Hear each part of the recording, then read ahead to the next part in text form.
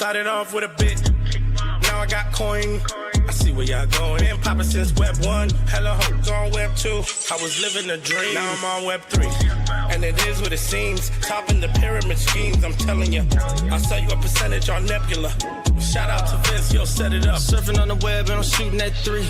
I've been goated when I got my G. I'm an alien boy from a different planet, yeah. So I got my drink, I'm riding in the 1920s Model T Ford. Call her Era Lord. Call me Levi, playing on the keys, boy. And I'm about to put my gloves on. If I said it, then I meant that.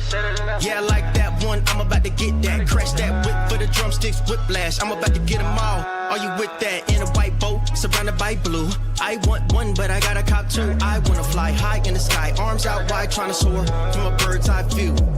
I'm on fire, Ricky, Bobby, cracking the pavement, Whitney, Bobby. I'm a Saki bomb, Hiroshima, Nagasaki. Bruce Wayne been a dog, and I keep it 101, cause I'm feeling kinda spotty. You sipping on some rock, and I'm sipping on octane. The only thing around my neck is the blockchain. Now I got coin. I see where y'all going. Been poppin' since Web 1, hella hoes on Web 2. I was living a dream, now I'm on Web 3. And it is what it seems, topping the pyramid schemes, I'm telling you. I'll sell you a percentage on Nebula. Shout out to Vince, yo, set it up. NFT, Twitter, blockchain. Seeing with the ghosts and we ballin' like the Brown James. Crypto. We can make a trade, get the memo. The feels not falling for the FOMO. Listening to Coffee with Captain. You know we worldwide, they loco. I ain't never gonna stop rapping. Orlando, yeah, we working magic. We rocking Ethereum entities. I just went and caught me a half base. Man, I got a shout out Started to off Pudgy. with a bit, now I got coin. I see where y'all going. Been poppin' since Web 1, hella hoes on Web 2. I was living a dream, now I'm on Web 3. And it is what it seems, topping the pyramid schemes, I'm telling you. I'll sell you a percentage on Nebula. Shout out to Vince, yo, set it up. Freaking the mood to choose one, but they got knowledge to move, son. I'm shocking in shades with my brother in suits, yeah, them blues is coming. Even though it's hard to pick, eeny, mighty, mo, soda on the mix, no biting lips, it's time to go. Index number 1, no thumbs up, you gotta scroll. Looking at the ghost in studio, it's time to go. I had a helmet on by myself until I met a mask that wanted to have a face off. So I had to bring my chainsaw, full tank of gas in the drive with my brakes off. I'm A1, but a different kind of steak sauce. GM, welcome to Coffee with Captain, show 1111. As I said it earlier, it's 11 years of good luck. I got some feedback, 1 second. Man, I jinxed the good luck there, I'm kidding. 11 years of good luck for anyone who tunes in today. Tell your friends, get here, don't miss it. And while you're at it, it's a YouTube subathon, it's a Friday. So if you haven't already, go over to YouTube, hit that, the like, give us a sub. And don't forget, tomorrow is the newsletter. Not only is it important that you go sign up for the newsletter if you haven't yet, you can hit that at coffeewithcaptain.com. We don't spam you, just hit you once a week. This Saturday, extremely important newsletter pool will be what is Payne's rap name. If you missed it, we had the world premiere yesterday of a new jingle. We have another jingle coming next week as well. And very important that more important than a new camera or upgrading any of the hardware or tech, it's very important that we just collectively determine what is the proper rapper name for producer Payne. That said, as always, I'm Cap, no co-host today. It's a Friday. We're going to have some fun. If you have anything on your mind that you'd like to discuss with us, throw in a request to come up on stage and join us, or drop your comments in the YouTube chat, the abstract chat, or the X video chat. All those are pinned up top. If you are catching the replay, whether it's on podcast or YouTube, again, coffeewithcaptain.com, drop your email there, and would love to hit the double sub. It's a double sub Friday. Sub to YouTube, sub to the newsletter. It's show 1111. That's all I have to ask. That's my wish. I think you're supposed to make a wish at 11:11, and I would wish that you all subscribe to YouTube. We are, as soon as we hit 500 subs, I can stop talking about it. But until we get to 500 subs over there, I have to continue to shill it. I'm contractually obligated to shill the YouTube. Sorry, got distracted. Thought I was going to lean into something else there, but we're going to leave that one for now. Might hit it on here in a little bit, but I saw cheeses flew up here. One of the cold open topic. No, we got rained out last night. We got one of those Florida storms that comes and goes in like 15 minutes, but the JV game got delayed because of lightning, and then They'd say they were going to start about a half hour late, and just as they finished like the national anthem and announcing the starters, it started downpouring and the lightning siren went off, so it got pushed back again, and they basically just they postponed it instead of starting the game at like 9 p.m. They just postponed it. So no game last night. Wow, Dort, big tip or 1-1-1-1 Pingu. Dort gets the 100 bonus points for leading off the big tips over there. Greatly appreciate that. Appreciate you. And if you missed it the other day, I was giving some flowers to Dort and Law and Barav and everyone over there that's doing so much at Welcome Apes. Really, really impressive grassroots community initiative. I think all Web3 teams, communities should pay attention. What they're doing is it's part of what makes Web3 so special. It's part of what makes the Bored Ape Yacht Club special. Am I biased towards that club? Sure, but this is just go check it out. I mean, what they've built from a community-led initiative. This isn't Yuga. This isn't the team. This is daily welcoming messages, making new holders feel welcome in the community, pointing them in the right direction, connecting them with regional groups and regional sub-communities, in addition to hosting a welcome meeting once a month. And now they have welcomeapes.com live, and you have some campaigns on there. As soon as new members complete the campaign, they get a welcome kit, welcome package that's built with all kinds of goodies from many other community members. It tugs on my heartstrings. And as someone who I'd like to say I'm active in this space, I've been here for 1,111 consecutive weekdays at minimum. It makes me want to re-engage and be more active, specifically in the Bored Ape Yacht Club community, because there is so many incredible people like Dort and Law and Marav and many others that just it's not just a buzzword. It's not just saying it's a strong community, a strong club. They really are, and grateful to be a part and grateful to call them friends. And yes, thank you again for the very generous trip. GM YouTube crew, appreciate you all being over there for show 1111, and a lot to get into today. Kind of I'm going to update the X Spaces title. I was proud of my hit me this morning. Every once in a while I get a witty thought or comment or post, and this one was we're going to call it Fight of the Penguin today instead of Flight of the Penguin. I thought that was that's my zinger for the day. Before we get into the Fight of the Penguin or markets or last time we heard from Zach XBT, it was outing some kid selling KOL wallets for a couple $100,000. This time a little more impactful. His investigation led to the FBI arresting another kid who stole $46 million from the U.S. government. We'll talk about that a little bit. We might talk about Anthropic CEO apologizing to Trump. We might talk about oil and the impact that that's having on markets. But for some more fun stuff before we get into that, there is a lot of movement in crypto. I feel like CT might be the most bearish crypto participants of all.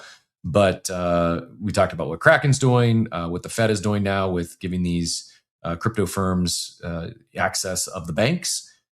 Big investment from the parent company of the New York Stock Exchange into valuing OKX at $25 billion. A lot of big things happening there, and then on top of all that, fun stuff. Maybe a little more not going to change the world or regulatory stuff. But I am an advisor of Receipt, so I'm not directly paid to say this, but I do have a vested interest at some point someday. There is a buzz. There's a little bit of a groundswell.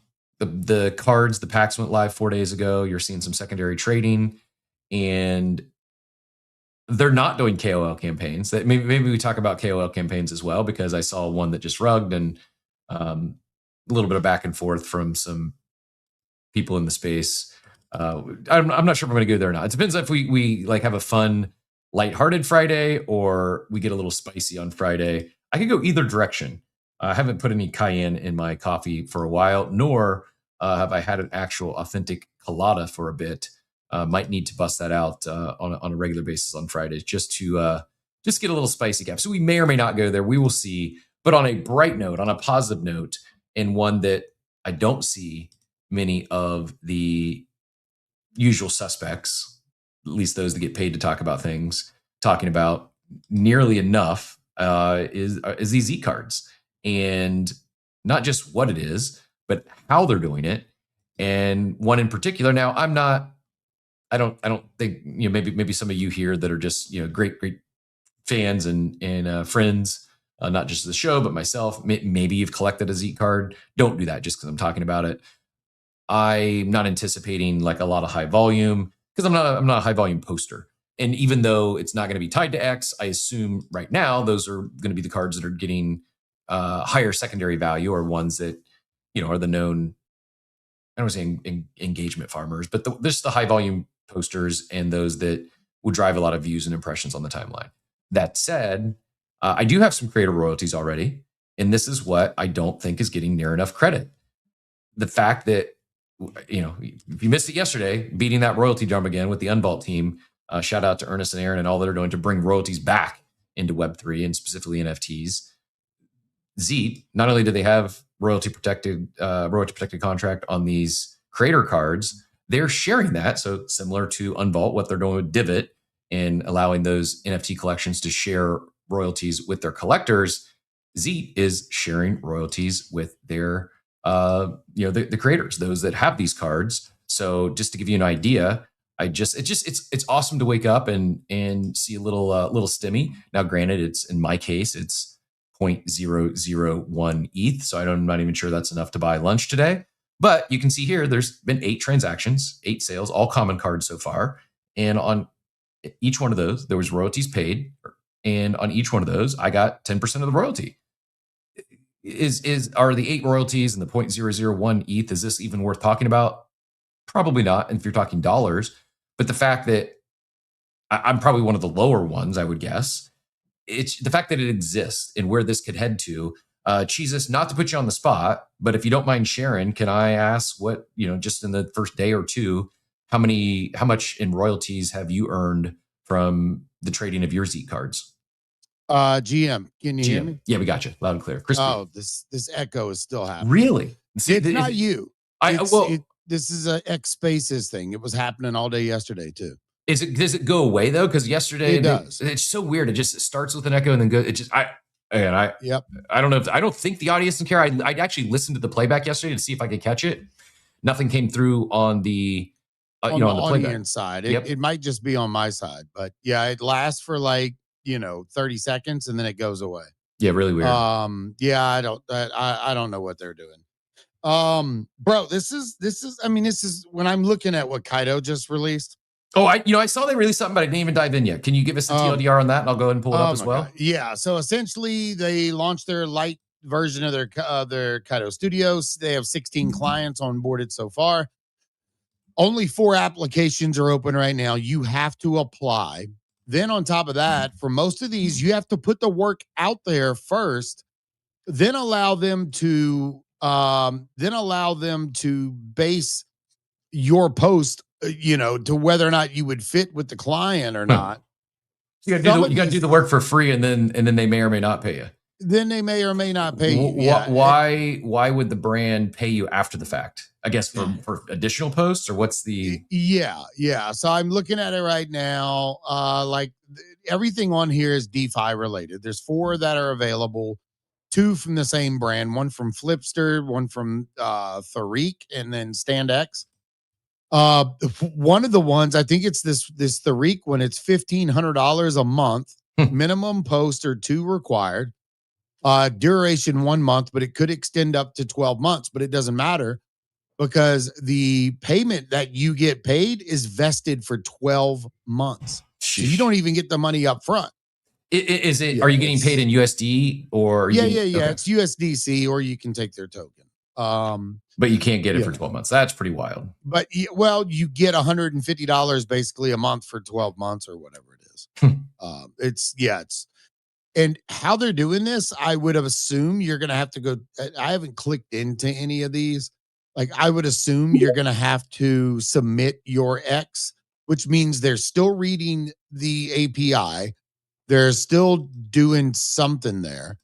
One of the ones, the requirement, I seen this on a whale post, and I'm not sure if this is real. I'm looking at it right now. One of the ones, they want you using the product to make sure that you're not just posting about it. Yeah, right here. Key responsibilities: minimum USD 10 million referred trading volume per month. These are one of the things you have to do to get $1,000 a month.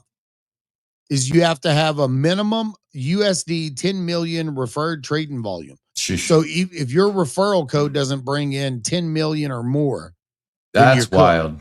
It's fucking nuts. I mean, I'm all for actually having people use the platform or give accelerators or bonuses, or like, I think that makes sense. When I mentioned whether I get spicy or not, alluding to something else, I'm just going to say it. I have no reason not to.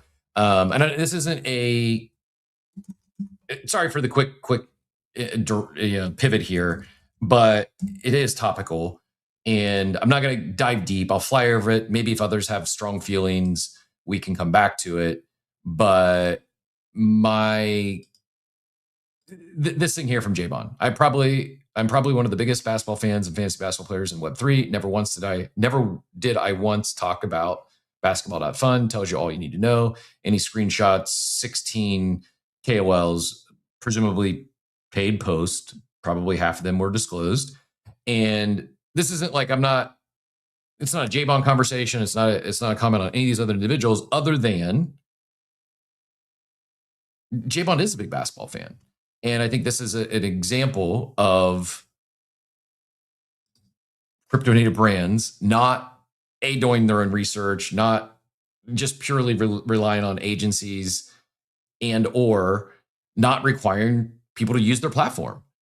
And again, not taking shots at any of those individuals. I'm glad they got paid, but I'm gonna bet I don't know. I don't know if I've ever seen any of them talk about basketball. Maybe Moose is a basketball fan. The others, I don't know. There's probably some that couldn't name 3 NBA players, whereas J-Bon is a big basketball fan. And I think this is just, while different, drives home the fact that a lot of crypto native marketing brands, they throw money at stuff because, oh, this person can get impressions. Well, what is your target market? Who are you attempting to get on board? Now, if you're a DeFi protocol, it makes sense you want people to be using your platform before you're paying them to talk about it. 10 million in volume seems like a pretty big number. Well, it's 10 million in referred volume. It's still a lot. I mean, it is. Unless you've got a whale in your pocket that's going to take your ref link, like, it's a lot of volume. And there's very few people that can make that happen. Yeah, I'd like to see more of both the social combined with usage. And again, not to keep glazing Zeet, but it's one of the things I think they're doing well. You know, when they had their prior campaigns, they were doing this. They were one of the first to incorporate your on-chain assets and your on-chain usage to leaderboards. If you were using the product, if you held assets, you were getting multipliers and you had a better chance of moving up the leaderboard than if you're just talking about it. I still believe InfoFi, something in this realm, obviously not exactly as InfoFi was. I think there's a big opportunity here, and I think there's something that can break out of Web3. I like how Zeet's moving. There's no guarantee it's going to be them, but this idea of alignment, we talk about alignment amongst NFT brands and their collector base. I think also when you talk about, if you're paying people to talk about your product, it's going to, like, people here aren't dumb. Like, we know who, if someone's just copy pasting, a post from a brand or an agency, it's pretty obvious. We also know if someone doesn't know what they're talking about or they're not using the product, pretty obvious. If you really wanted to even do one layer of research, you could see if they're using stuff or not. And I don't know, it seems so obvious.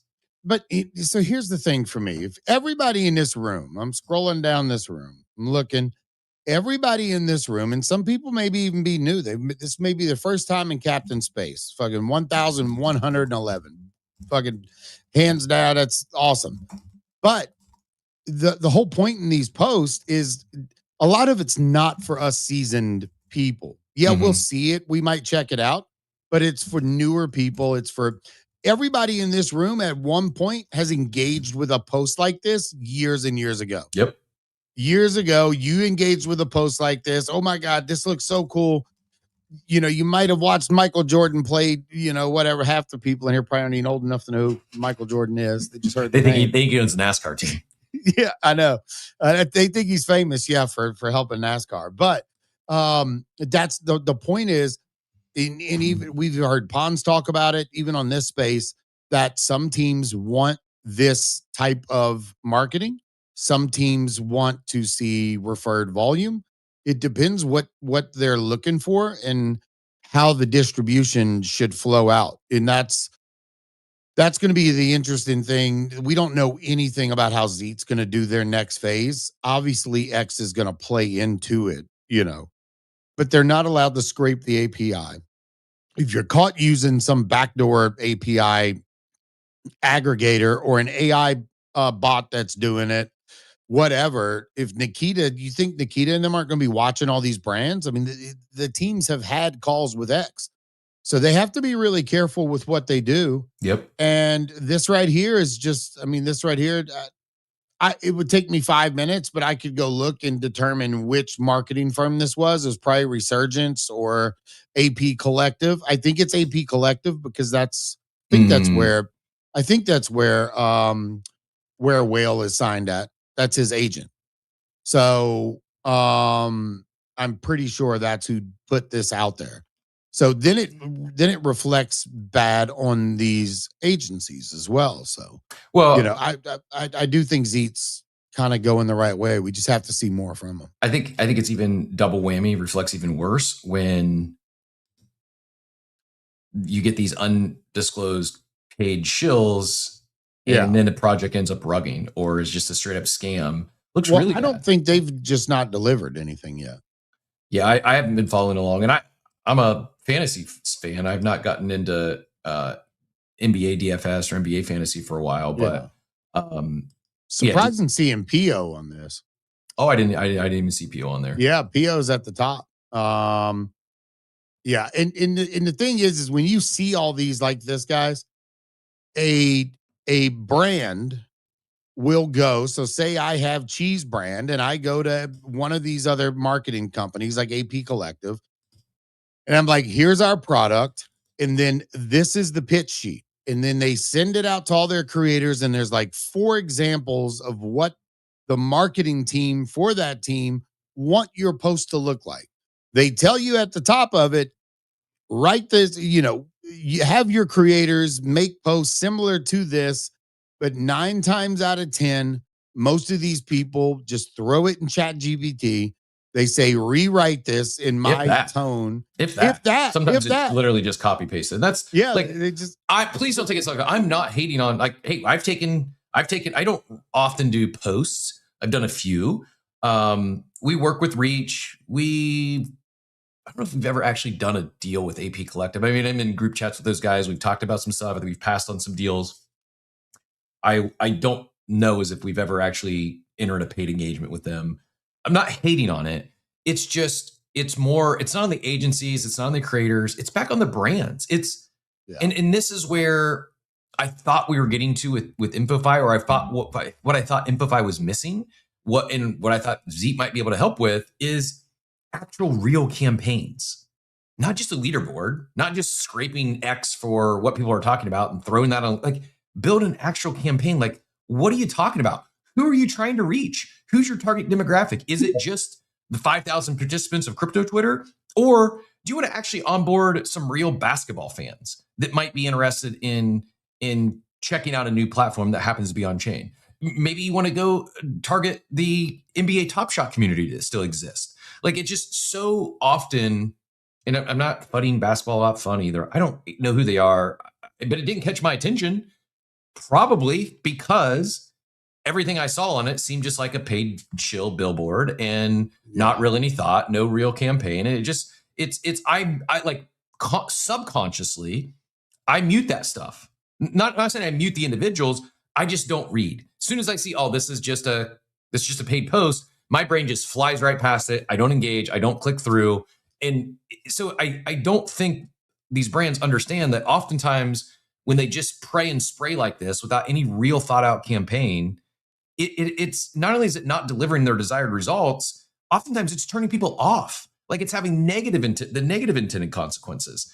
It doesn't, again, I don't want to keep ranting on how more crypto native, more Web3 teams should invest in leadership, not just interns, but actually leadership in the marketings and communications arena. Like shout out to OpenSea, not just using my friend, but for investing in someone like Steve. So a talent like Steve, who's not just been deep in the crypto trenches and written a book, the Everything Token, by the way, that's linked in the show notes. If you haven't checked it out yet, go get a copy on Amazon this weekend. Especially those of you that are doing 75 hard, that'd be a good one to do your 10 pages a day on. But I know Joey has his hand up, and then we can kind of close back out on Z because I know you were talking about that. Yep, Joey, GM, get in here. Yeah, GM guys. So as somebody who works for a company in this space, we get approached probably on the daily, whether it's Discord tickets getting opened or our XDM with like all these agencies. And some of them, we've heard of, and some are, random whatevers in countries just trying to sell you, impressions. But back in 2022, I actually had my own agency and I had like 25 people that worked with me, and we had developers and we had, alpha callers when it mattered and marketing people. And the biggest thing that I see is lazy. It's just lazy, right? Like if you're going to hire an agency and you're going to work with KOLs, you can't be lazy with the directives, because if you're lazy with the directives, then everything's going to look like copy pasta and you're going to get found out and they're going to be like, oh, none of these people really care about this platform. They all just got paid. So like something that we used to do whenever we worked with a project was we like lived in that project. We all joined the Discord. We engaged in the community. We tried to use whatever it was they were trying to sell and understand their roadmap. And it wasn't just like, oh, tell us what you want us all to post and at what time you want us to post it, and we're all just going to post it, right? And I think that's what's important is because it's not like paid influencers is only in this space. I mean, why does Kia pay Shaquille O'Neal to be in a car commercial, right? Why did Michael Jordan revolutionize advertising with Gatorade and Nike and right? So like the idea of paying a quote unquote influencer to push your product it's not exclusive to this space. It's just in this space, it's typically done very lazily. Like there's just no that's it. Real creativeness. No, you nailed it. It is lazy. I think at the end of the day, a lot of it is just lazy. Maybe it's I think a combination of laziness and a combination of like real background and experience in traditional marketing. And just because something worked in Web 2 doesn't mean we need to steal one of Steve's lines. We don't need to throw the baby out with the bathwater. A lot of that stuff is work because it works. And we can add to it here, expand upon, enhance, not just throw spaghetti at the wall. Anyway. Yeah, I agree, Joe. It's a great take. Like with me, the way I did so well on Zeet was because one of the biggest ones I did was Myriad Markets. And I didn't do a lot of video content. I wasn't streaming really big. This was early last year is when I started doing this.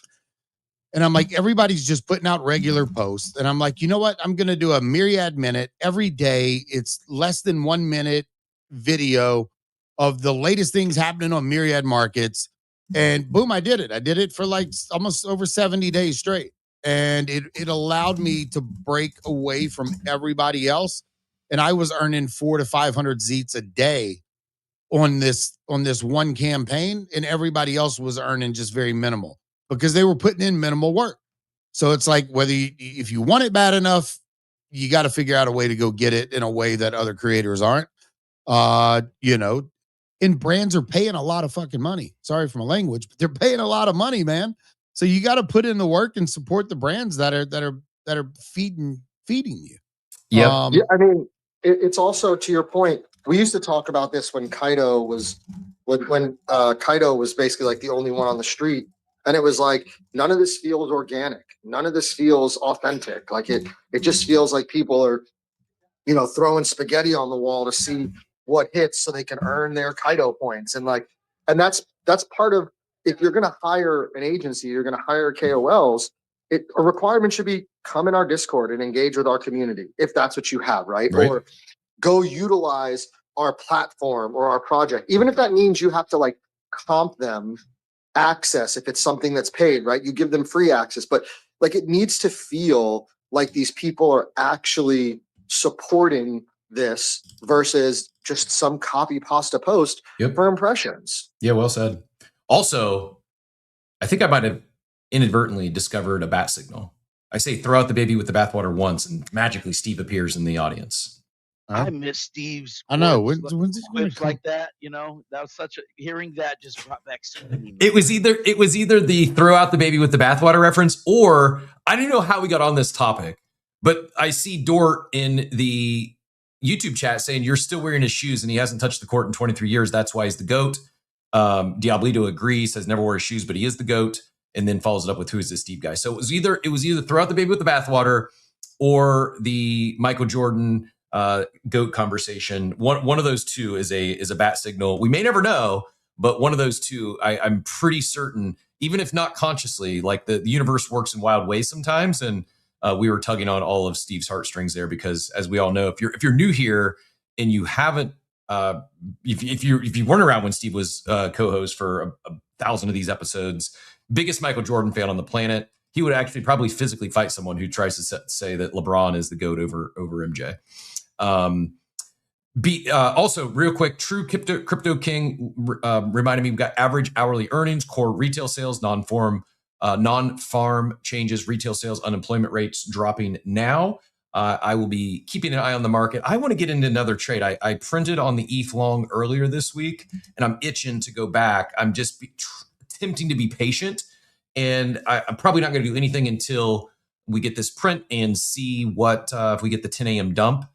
I know it's probably not wise just to fire along into the weekend, but that's where I'm at right now. Mayhem's trying to talk me off the ledge, but I think I made trade of the day. I might be opening up another ETH or Bitcoin, maybe both longs here late morning, and then let them run through the weekend and close them on Monday.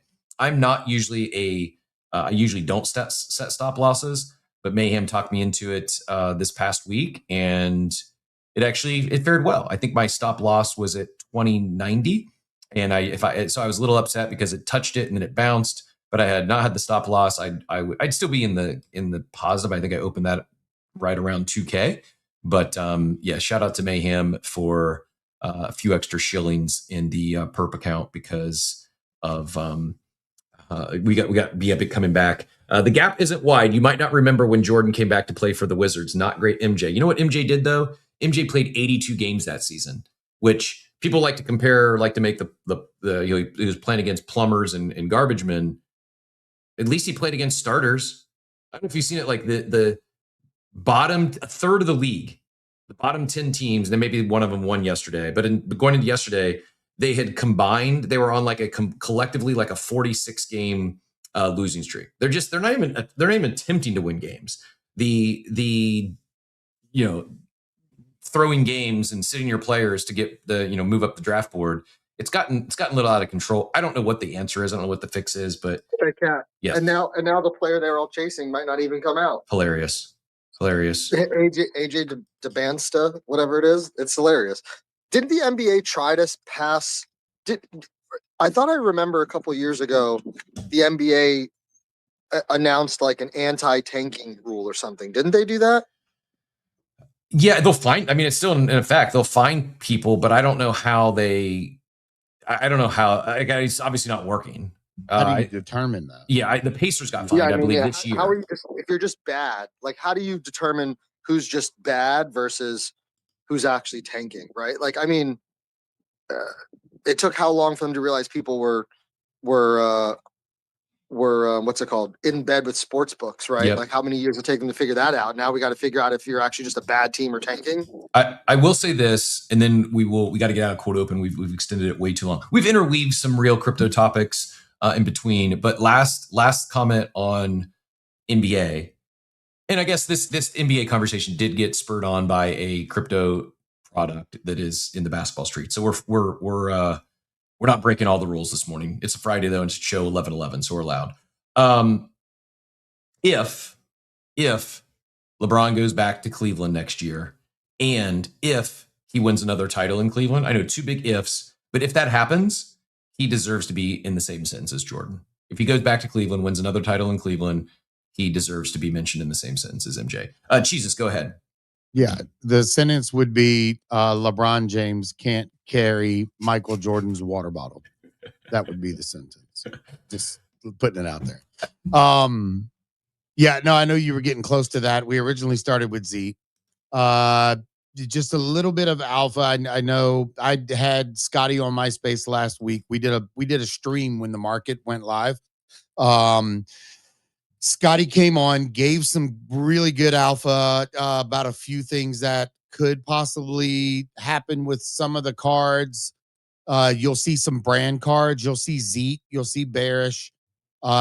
He hinted at kind of maybe a plague. He hinted at Good Vibes Club. I think we're going to see some brands, some actual NFT brands come in. Do you have a take? Like, if you know, don't share. But I don't know. Do you have any ideas how that, like, what is it going to be? How is it going to play out when they launch their first campaign with a brand, when they launch their first tournament? Like, do we know yet? Have we gotten any inkling of what it even might be? No, I don't think it's going to be no application process like Fido's doing. You don't think you're going to have to stake your USDC for 12 months to get paid? No. Scotty said that you can be in as many tournaments, and you can have as many cards. You can be the leader of your squad, but you can be in so many other squads. You can compete. So I honestly do not know. A lot of it we talk about is all speculation. But he said, don't sleep on some of the brand cards you see. We don't know. No XP was given last week. It's not 100% confirmed, but from what Scotty said, it usually takes the abstract team a week or two, like to give you the XP for the volume. Every transaction you do on Zeet, or every move you make on Zeet with your cards, makes you sign a transaction. And he said that was on purpose. I love it. Because Saigar said, if you want more XP, you need to bring your assets on chain. You need on-chain transactions. So that could end up happening. And then the creator royalties, super dope. I'm almost up to like 0.04 ETH. Yeah, that's awesome. Yeah, my legendary sold for 0.31 ETH. Wow. GG's. Yeah, I was pretty excited about that. I mean, think about that. I know it's early and you're not supposed to annualize this stuff after a few days, but that's $80 plus. It's more than $80, in a few days. Do anything. Like they're really, I'm really excited to see how this plays out. I love how they're building it, and I'm rooting for it far beyond any sort of back bias or any personal financial gain. Like, they're experimenting, they're doing new things, not just on chain, but at this intersection of on chain, AI, crypto Twitter. Like, it's just, I'm really excited to see how this plays out. And 17 other distribution channels. I should be actually, this is one of these scenarios where even though I am an advisor, I have some cards. This is going to be one of those scenarios where I'm pumping bags that I don't hold nearly enough of. I should go out, and what I should be doing is sweeping some of these cards and building a better squad so that I'm better positioned if it does take off. Do your own research. There's no guarantees. All these cards could be zero next week.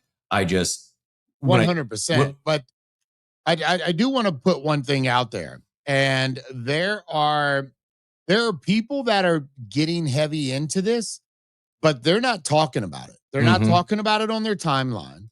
They're not talking about what they are buying. But some of the biggest names like Whale Whale's one of the top holders of creator cards. Hmm. He has over 100 cards. Bandit over 100 cards. A lot of these people that aren't talking about it, but they are actively buying. Somebody built a website. It was there's a joke here about because no one's paid him to talk about it yet, but I'm just going to leave that. I'm going to let that one sit. Exactly. So that's like right now, man. You can get a card as cheap as $1.33. Is this person going to do well? I don't know, but I would advise you just take a look at it, see what you think, and $1.33 is not a bad investment. And yes, you can go. These cards you can buy them on OpenSea. They also have a marketplace on Z.ai, and just some there's a lot here. Again, maybe nothing comes of this, but there's a lot here. Sometimes things like this, where they're a little more complex, we don't know all the details. I don't know. Could be one of those slow cooks, and yeah, you see people accumulating before they're talking about it. I was just joking. It's not just because they're not getting paid. Hey, sometimes they want to get a position built before they start talking about it, and they get front run by others. But yeah, some of these looking at congrats on the big legendary sale. That's awesome. And before I forget, we'll get Joey back in here, and then we'll get Jesus with a response. Before I forget, I did want to give some love. I know we were talking about Scotty. I also want to give some love to Tolly,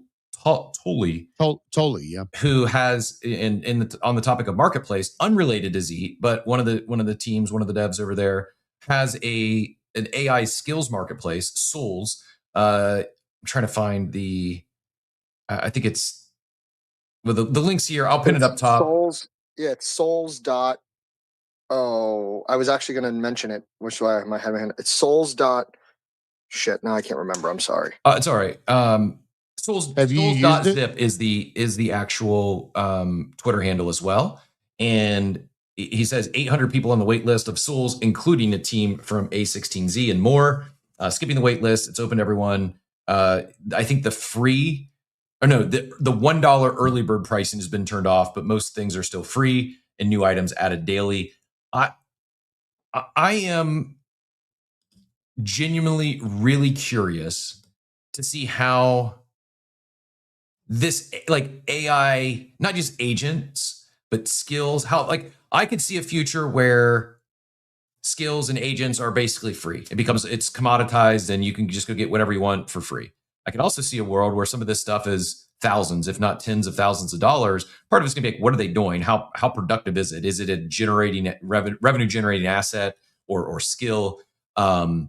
It's just, and if someone tells you they know exactly how it's going to play out, they're probably just farming engagement or they're making something up. None of us know. I could see either scenario playing out where these become basically free or very low cost, or get $9.99 a month, you get access to all these skills, or could see it all the way to complete other end of the spectrum. In the best skills or the best agents become so much better than the others that they become extremely high priced. I tend to think it's probably going to be more the free or freemium type model where they're very low cost, because I think that AI is just going to continue to advance and evolve at such an exponential clip. It'd be hard to charge such premiums. But Jeremy, thanks for sharing that. I'll hand it back. Let's go Joey, and then we'll get Jesus back in here. I see Diego coming up as well. Man, all the legends on stage for Friday. Jeremy just shared this Dota open sourced paperclip. I'll pull that up and we'll talk about that here in a minute. But Joey, go ahead. Yeah, so I have to get ready to head to the gym and suffer through 26.2. But I wanted, before I left, since it's show 11:11, I wanted to offer you to do whatever you want, get 11 people, pick 11 names, and then put them and then do like a wheel of names for those 11 people, and I'll give away a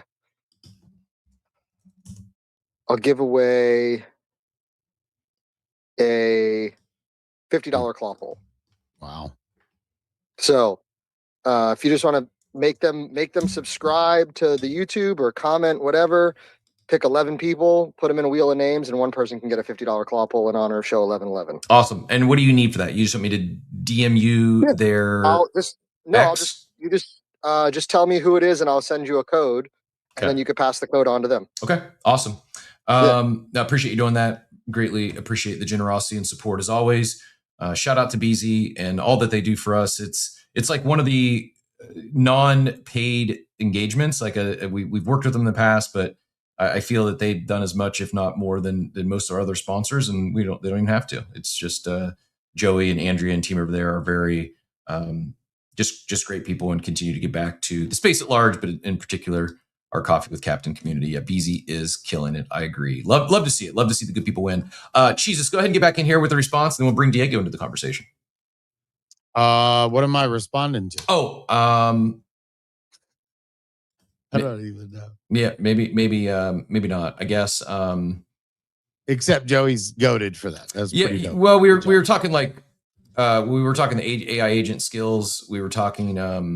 I just know Tolly from my experience with the Bearish team. They often come on my spaces just to come on and shoot the shit, and that I think is pretty dope. Yep. Because there's no agenda. I've never been paid by them, and neither of my co-hosts. We're just fans of their work ethic and how they run in the space and how they operate. And Scotty is, if you guys knew the amount of stuff that Scotty has worked on, not just on abstract, but the broader Web3 space, like the guy would get way more respect than he does. And I think he's awesome. So anything Tolly puts out there, I'm not really deep in AI yet. But I would imagine, Tolly's pretty smart. So yeah, nothing but shout out for those guys. Yep. Second that. And love to see it. Also, part of the reason I remain bullish on Zeet is the team. And they haven't left. They continue to ship. They continue to double down on this space and the people here. And I am happy to support builders as such. Diego, GM, what brought you up this morning, sir? Hey, Cap. Thanks for bringing me up. My pleasure. No, just to say hi. To ask Jesus if he knows something about shit. Does Scotty mention it about if we can burn cards to make better cards like rares or legendary? Good call. Yeah, so when he was on the stage, we were asking. Scotty is great because Scotty leaks so much alpha. But when we started talking about the burning, and because there's still 2 card versions we haven't seen, which is Epic and Mythic, and it's in between, and obviously Mythic being the best. So I had brought up like a question about is there going to be potential burning and whatnot, and he started to kind of talk about it, and then implied that something had already been said about it. Then we told him no, it hadn't, and he just left the stage. So he didn't even finish the conversation. My theory is yes, you're gonna have to burn maybe some commons and a rare, or maybe 5 commons to get a epic. And then maybe you have to burn a rare and a legendary to get a mythic card. Who knows? But I do think, Cap, you got to think right now, I only have 82 cards that are minted completely. That's wild. And there's 250 for each creator that's out there. So, when you go and look at the numbers, I'm less than half the supply, or a little bit over half the supply. There's 30,222 cards right now. And if you don't think, and this is for people listening, if you don't think people are interested or excited about what's coming, out of 30,222 NFTs or creator cards, there's only 769 listed. And then if you take out all the, there's still some packs that haven't been done and whatnot. But I really think this is going to do really well. And as we said, maybe not. Maybe nothing comes of it. Yeah. Maybe it's not, maybe there is something here you can be early, and you don't have to go by and rush by legendaries. Like there's been enough dots connected there. You probably can, think about that. If there is a scenario where you burn 5 commons to get a rare, like maybe look for low cost opportunities to collect some commons, maybe even some rares, and get ahead. A little bit of speculation is not the worst. Have some fun with it, and as always, though, do your own research. Crypto King, thank you very much for the big Pingo tip, as well as Tukas for the God tip over there. Greatly appreciated. True Crypto King, can you let me know? This is my first time seeing Amigo. He says, can we talk about Amigo a little bit? Just set up my account yesterday and trying to get some keys. I don't know what. Go ahead, Diego. Sorry to interrupt you. And the last question about the branded cards, I saw the bearish and shit. Sorry for my pronunciation. I see that we have on the audience Swivel Job from Clinosaurus. Will be great to know if Clinosaurus will have a card on sit. Thank you, Kat. Diego pronouncing Z is my favorite thing. I know. This Friday. So great. Because most people say, I love it. A lot of other people say yeet. Like even teacher Katie was on my stage. She said yeet a few times. But yeah, we don't know. All I know is he mentioned Good Vibes Club. He mentioned Plague. He mentioned the Bearish and Zeet. We don't know who's coming. Kalanosaurus did a tournament in the first iteration of Zeet. Will they come back and do something else? I mean, who knows? Cab would know, but they're not going to tell us, not until it's ready to go. I'm looking forward to following along. I am having some fun with it, and I like how they are moving early on. I alluded to this thing Jeremy had shared. What a time to be alive. I'm bookmarking this. We'll be coming back later to dive a little deeper. It's post here from Dota. I think I pinned this up top. If not, I will here in a second. Yeah, it's up top. We just open source Paperclip, the orchestration layer for zero human companies. It's everything you need to run an autonomous business: org charts, goal alignment, task ownership, budgets, agent templates. Just incredible. It goes on. There's a video there, but he goes on to say Paperclip is right for you if you have 20 Claude code tabs open and can't remember who is doing what. Use different type of agents, Codex, OpenClaw. Want agents working for you 24/7 with auditable work/cost. Want an autonomous business, not manage pull requests. If it feels like you're falling behind because everyone else is managing teams of agents and you're still managing shell scripts, Paperclip is what you need. Bring your own agent, goal alignment, heartbeats, cost control, multi-company, ticket systems, mobile ready, org chart, governance. What makes Paperclip special? Agent tasks are atomically coordinated. Automatic context points towards a goal, so your agents always know why. Any agent, any runtime, coordination, not lock in. It's high taste. It feels good to use. You should stop reading and try it. Do your own research. I have not done any. I'm just seeing this for the first time, courtesy of Jeremy. Jeremy, thanks for sharing. I see Von Frunten coming in the war room. Von Frunten, this sounds right up your alley. And I did see there's someone else that was just recently featured by the Bankless Boys who has a zero human company. We're going to see it. I think maybe not this year. Well, I'll say within the next 12 to 18 months, I'm pretty sure we'll have a zero employee, a zero human unicorn. One of these solely nothing but agents, organizations will scale to $1 billion valuation. I'm pretty sure we see it.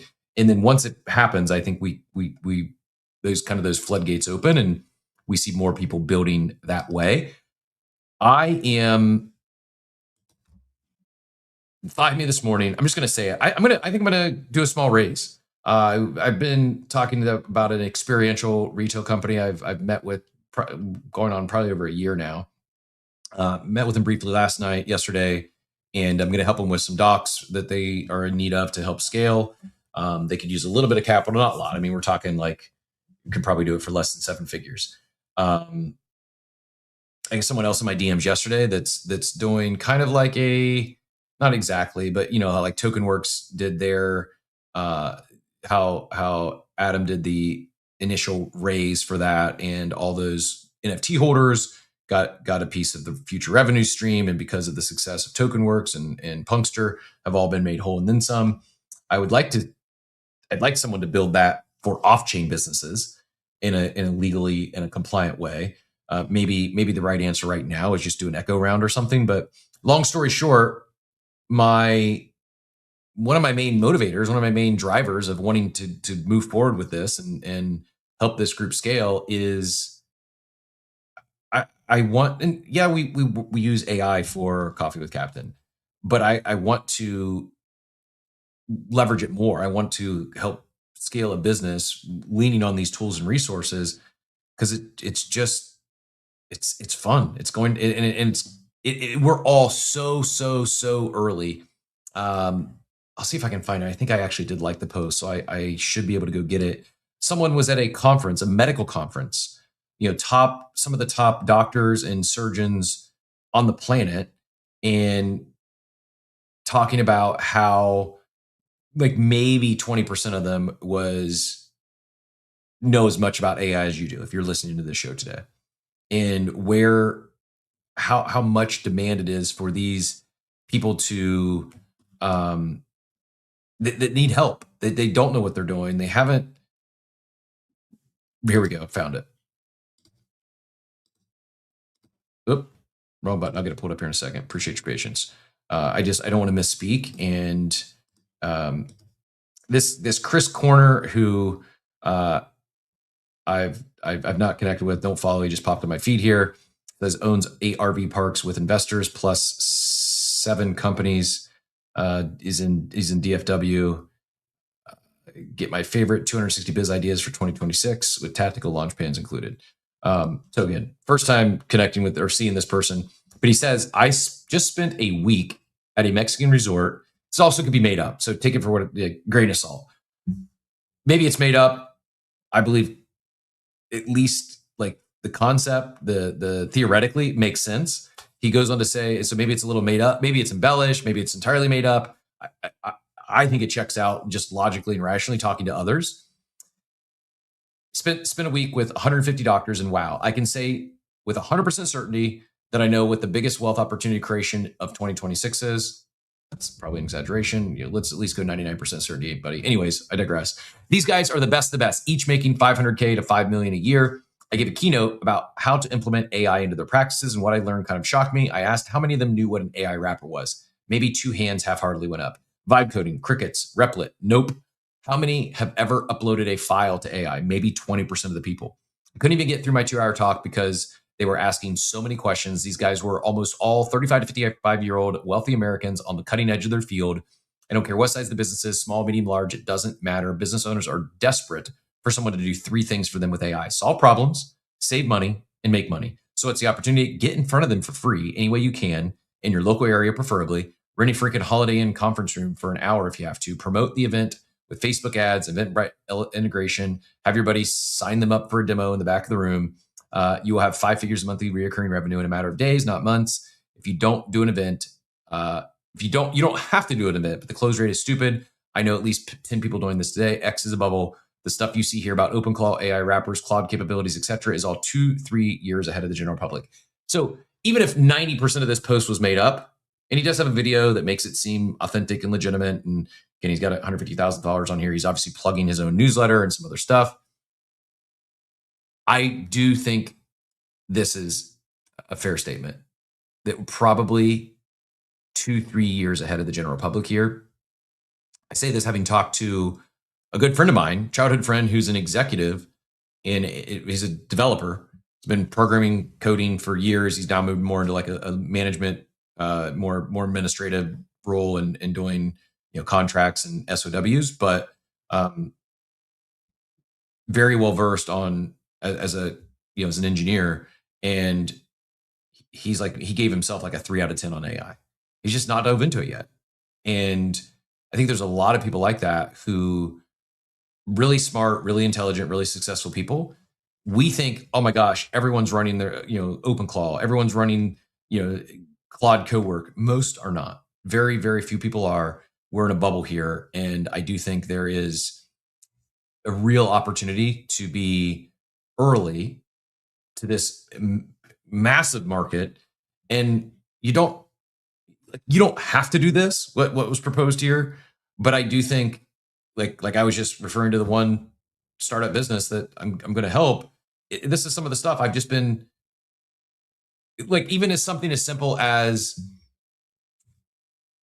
helping them not just with their SEO, but now I can't remember what the acronym is, but basically be identified by these LLMs and level up their organic SEO and why can't I think of the name of it?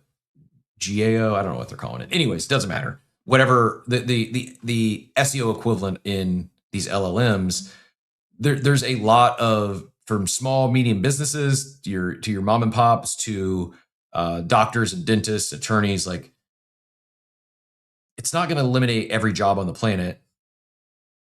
It's going to create a lot of opportunities. And if you're here, there's a good chance that you could spend a weekend learning this stuff, and then you have a desirable skill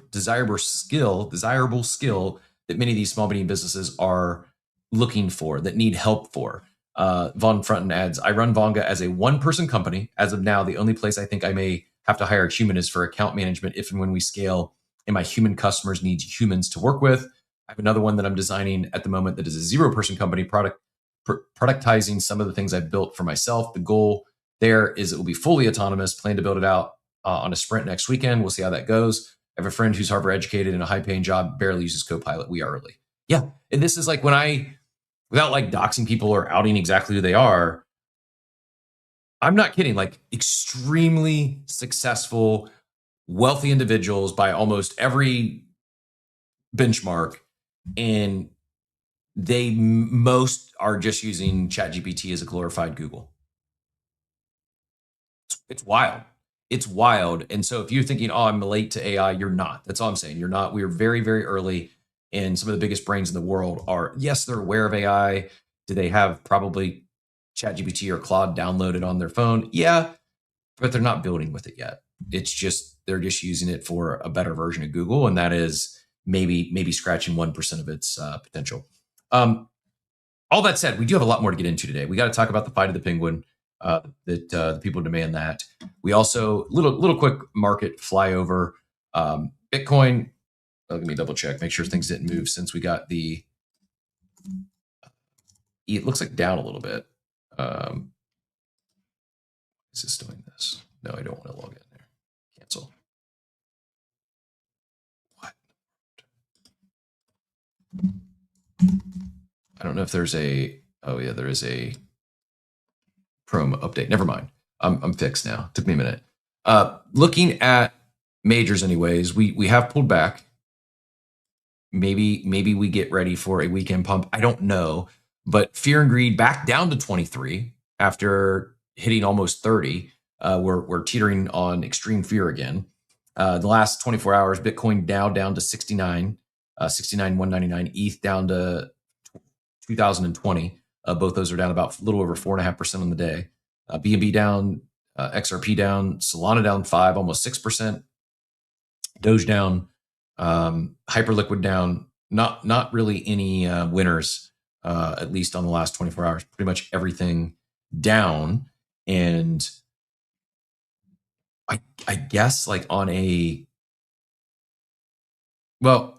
I'm trying to think where we go with the whole, how deep we go into the stuff in the Middle East.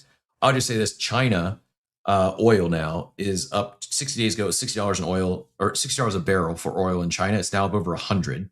I just saw China is paying $200,000 per day just to ship oil from the Middle East. And I am not a war expert. I'm not a geopolitical expert, but I did see a post, and assuming it's real, may not be real, but assuming it's real, it seems like things might be. I know that they're saying, "Oh, this is going to last till September." Maybe it lasts till September. Maybe it lasts 10 years. If this is real, it seems like a positive trend. This is the chart you're looking at here. Is Iran ballistic missile launch trajectory. confirmed launches starting on February 28th, 350 on day one, then 175, then 120, then 50, then 30, then 17, 9, 5, 3, 1, 2. Where today is March 6th. So they're projecting 9 today, and basically by the 11th at this run rate, at this trend, would be effectively 0 launches a day. Now, who knows? Maybe they're sitting on a surplus of missiles they haven't fired yet. But so far, it seems to be, I'm not saying they've ran out of missiles, but they're just launching far less than they did at start. I don't know. Seems to be maybe it could be over sooner than some are believing you like to be. Polymarket does have the odds of crude oil being over $90 at 56%, 44% the odds over $100 this month. 20% of the global oil supply does come through the Strait of Hormuz. Hormuz, am I saying that right? In any disruptions, obviously, are going to impact prices globally. China, they get 70 to 80% of their oil through that route, hence why they're already over $100 per barrel. Excuse me. And this Bloomberg guy, Mike McGlone from Bloomberg, warned Iran-driven oil volatility could derail the Bitcoin price rally. Inflation fears, risk off, crypto pressures. I think it's actually bullish that Bitcoin's still holding this 69, 70K mark, despite all this macro stuff happening. Again, I don't really know, other than things are likely continue to be volatile for a while. And so be safe out there. Don't overextend yourself. Don't put any money into anything you can't afford to lose, especially if you are going to be trading with leverage. Don't walk away from your computer screen, and probably dial it down a notch. Instead of firing up something like 40 to 100x, maybe start at like 3 to 5 and see how things play out. But that said, enough of crazy stuff happening in the world. Let's talk about crazy stuff happening in the world of penguins. And no, Teacher Katie, I was not following Allie, but I am now. Before I move on to the penguin war, give some love here to Allie K. Miller. Such an interesting read about OpenClaw. Says, wow, went to... Actually, I think I might have liked this. Yep, I sure did. So thank you for tagging that. I wasn't familiar with Allie, but now I am. It says, wow, went to the sold-out OpenClaw meetup in New York City last night. Let me tell you what I learned. Not a single person thinks that their setup is 100% secure. One OpenClaw expert said it reviewed setups from cybersecurity experts and laughed. His statement was, if you're not okay with all your data being leaked onto the internet, you shouldn't use it. It's a black and white decision. Pretty much everyone is setting up multiple agents, all with their own names, jobs, and personalities. Nearly everyone used him or her to refer to their claws, even if they had robot-leaning names. One speaker suggested to think of them as pets, not cattle. Interesting. One guy, former finance, built a whole stack trading platform and made $300 his first day, brought in a ton of personal expertise. Example, skipping the first 15 minutes of market opening, and thought the build would be much worse without his years of experience in finance. Peter, the founder of OpenClaw, is basically a god to everyone in that room. Also, the room had 2021 crypto energy. I don't know if that's good or bad. I don't either. Token usage, still a problem. This is also not spoken about enough. Spoke to one person who spent 1K to 2K on OpenAI plans, very token optimized, said going through about 1 billion tokens per day across all his claws. There's a chance I'm misremembering. It could be actually 1 billion a week, but pretty sure it was daily. People are excited, are very excited for more proactive AI that prompts you as opposed to the other way around. One guy said he receives a message in Discord, doesn't know whether it's from a human or an AI, doesn't care about distinguishing between the two, and replies in the same way regardless. I asked if people are happy. They said they're joyful and stressed at the same time. I asked people if they feel they have agency. They said they feel fully in control and completely out of control at the same time. Would love to see more women at these events. The fake promises of AI democratization feel especially painful in a room that's out of balance with even the standard tech ratio. I think standard is about 20 to 35%. This is maybe 5%. 12, I asked if it changed people's daily habits and schedules. Everyone said their sleep has gotten worse since harnesses came out. but about half wondered if it was something else in their life, state, or our world. General consensus is that AI agents are not reliable enough yet on their own, often and lie often, like telling you they finished a task when they didn't. Solutions include secondary agents to check on the first, human checking, or requiring more standardized info from the agent. If it's a bug they're fixing, make them reference an issue number. Hackathon winner, neuroscience PhD, presented his build, a lab management dashboard with data analysis and ordering, had never coded or built anything a few months ago. Everyone agreed prompting is dead.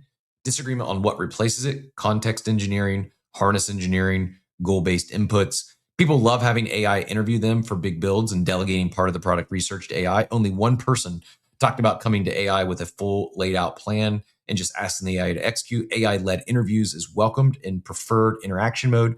Watching AI agents interact with each other was the highlight for many of the attendees. One AI posted in Slack saying it ran out of tokens. Another AI replied, telling it to take a deep breath in and out. Agents upskilling agents was very cool. One AI agent shared skills with its little agent friends via GitHub. Several speakers had OpenClaw literally building their presentation during the event itself. One speaker even had OpenClaw code a clicker for her phone so she could control the presentation away from the podium. Wouldn't say model welfare or agent welfare is a prioritized topic among the folks I chatted with. Language like, oh, I can kill this agent whenever I want and not gracefully sunset. I asked if it felt like work or play. One speaker said it's like a puzzle in a video game at the same time. This is the tip of the iceberg. Hosted a Claude Code meetup this week and learned equally helpful methods, framework, and insider tips. What a time to be alive. Surround yourself with people going deep in this. It'll pay dividends throughout the year. Yeah, good take. And I agree. What a time to be alive. You're not early. You're not late. You are early. And I think now, are there a lot of smart people building in this? Yeah, absolutely. But some of them are going to miss. Some of them aren't going to figure it out. Case in point, Think Agents was early to this world. I mean, years ago, started building as far as building your own AI agents. And unfortunately, they haven't worked yet. I mean, I'm trying to think how I should word this. They've raised funds, they landed some big deals, and I don't know if it was moving too slow. I don't know if they just couldn't click. But I mean, they were building this stuff well before OpenClaw even became an idea in Peter's head.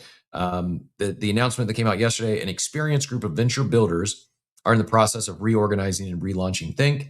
There will be an X Spaces hosted next week to share their vision and plan. Stay tuned with details. I do think I saw that Jesse, one of the founders, is going to remain on as an advisor, but not sure what that means. I don't know. But we had Think Agents on the show. We talked about them. And, I hold an agent or two, but candidly never did anything with it. It was pretty complex and, just didn't quite land. But again, my point of sharing that isn't to dunk on Think Agents, but rather someone was early, some really smart, really sharp people, and they didn't successfully land the plane or find product market fit. Doesn't mean that you will, but it also doesn't mean that you won't, or that just because you don't have experience in this thing that you are you're so far behind. In fact, again, reiterating, you're all far ahead of the masses on this just by being here and even being aware of half this stuff. That said, any thoughts, comments on that, on AI agents, AI in general? It is a Friday. I do want to hit a little bit on the headline I alluded to earlier on the arrest. Give Zach, I guess, a little credit after he took some shots last week for creating such a big deal out about the $200K. The FBI arrested, what's his name? John DeGotti, a U.S. government contractor. I believe it was actually his dad was the U.S. government contractor, and that's how he got access. He was arrested for the FBI for allegedly stealing $46 million in crypto from U.S. Marshal Service wallets. This was stolen funds from government seizures, including the Bitfinex hack. They were traced through multiple wallets. DeGotti is the son of CMDSS CEO Dean DeGotti, company with government contract to manage said seized funds. The wild part about this is this kid was like bragging about it. He was like talking crap. After Zach first exposed him, he launched a shitcoin. He dusted Zach's wallet, got a little arrogant, and ultimately got popped. This is from the FBI director here. Picture of him in cuffs and his treasures, some cash. And even though this might be a bad example, that's a reminder today to, if you don't have a YubiKey, get. Nick Carr says, at least Bro is practicing solid OPSEC with all those YubiKeys. Yeah, if you missed it, YubiKeys are the best way to secure your X account. I mean, more than just X, but I just primarily use mine for X. Anything else on people's mind today before we talk about the fight of penguins? If you missed it, PEI Licensing, the company behind the original Penguin brand. That's the brand, Original Penguin. It's been around since 1956. They also own Perry Ellis. They just sued Pudgy Penguins for trademark infringement. The claim was Pudgy Penguins applied to register phrases like, I am my penguin, and my penguin is me, in Pingu Nation on apparel. Original Penguin says that's their turf. Pudgy Penguins say they're visually distinct and targets different markets. The internet has opinions for sure. I don't know. I'm not a trademark attorney. Serious matter. I think it's bullish. Pudgy Penguins. I think it's The getting that. resembles uncanny, Cap. The resembles uncanny. Yeah, I don't even think they look even remotely close to the same. But again, I'm not an IP attorney, so I don't know. There is from articles like Bloomberg ran with this. We'll go to one that's not behind a paywall. This is trying to find some good images here. This one is from Cointelegraph. And yeah, it's got pulled up here on screen. This is directly from the complaint. PEI's products, Original Penguin compared to Pudgy Penguins. The immediate similarities between defendant marks and products and PEI's penguin marks are shown, which compare PEI's. Like, I don't think they look close to the same. I've seen some funny stuff. I also said that if this was 2021, we'd already have a 10,000 PFP collection on the Original Penguin, which would be directly violating and infringing on the marks that are owned by PEI. But I've seen some funny memes. But I mean, again, we would have a full-fledged collection if this was a hot NFT market. You can see here, this is actually like from the Pudgy Penguin account. So not only not backing down, firing shots back over the bow.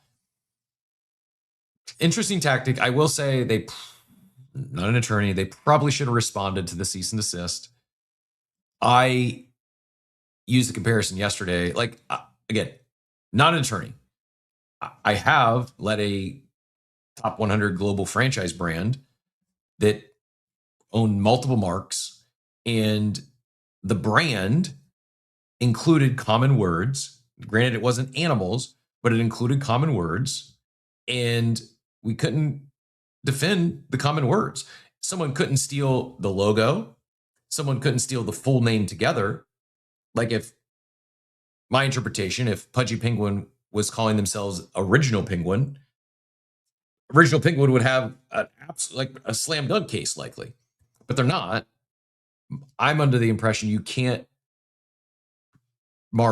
trademark common words, animals. They own Original Penguin, but that is my understanding. That's very different. In my personal experience, that's very different from just having a trademark on the word mark penguin. We'll see how this plays out. It probably results in some sort of settlement. Probably Pudgy agrees to make sure they're very clearly differentiating and not creating any sort of consumer confusion. I will say that Pudgy Penguin has driven at least one extra dress shirt sale, because last dress shirt I bought was a Original Penguin dress shirt, not because I confused it with Pudgy Penguin, but I had Pudgy Penguin on my mind. I'm like, oh, I'm going to grab a penguin dress shirt instead of the one that doesn't have a penguin on it. And I bought their stuff. My bigger point being that, do they have a duty to protect their marks? Yes. I also think there could have been other ways to go about this instead of firing cease and desist and legal threats and ultimately a lawsuit. I don't know. Maybe there's a collaboration there, i.e., a bathing ape and Bored Ape, two brands that have launched apparel with ape in the name. And instead of sending Yuga a cease and desist or filing a lawsuit because they have Bored Ape in their name, they have ape in their name on merch, they've collaborated with them, done multiple collaborations. It's been beneficial for both companies. I think every drop they've done has been a sellout. And like there's ways to do this. I also, just a quick search, you can find there's dozens of other apparel brands that have penguin in their name. So maybe you could say those logos are the same. I don't think they look anything remotely close. I don't think one could be confused with the other. And I just don't think they can have I don't think it's going to hold up in court their claim on the word penguin, because it doesn't appear that they went out after any of these other apparel brands that have the word penguin, from Angry Penguin to, there's several that use penguin in their apparel brand. Anyways, Jesus, I saw your hand fly up there. Thoughts on the fight of the penguins? Yeah, I think it's all dumb bullshit. Yeah, to my knowledge, I think Joey Moose actually came up with the slogan. I am my penguin. My penguin is me. Yeah, that was my memory as well. Yeah, he tweets about that quite a bit. And that was his emotional connection to his PFP when he got it. So, yeah, it's all baseless. It's all dumb. I don't think this will go anywhere. If I was a judge, I would fine this company just for wasting the court's time. Funny way to say you want a Pudgy Penguin collab, though. I mean, that's probably just what they want. Is they want the recognition. They want that Bathing Ape BAYC collaboration. Yeah, they just want to ride on the momentum that Pudgy's getting. I mean, you have U.S. senators and changing their PFPs on X to a Pudgy Penguin, to an NFT, not supporting their brand. So yeah, I'd be a little bit mad as well. But like Cap said, there's hundreds of other brands that have Pudgy, or not Pudgy, but Penguin in their name. So what are you going to do? Go sue every zoo that has a penguin on their shirts? So you're going to go, it just makes no sense. We don't know the details of the cease and desist from 2003, but 2023. Yeah.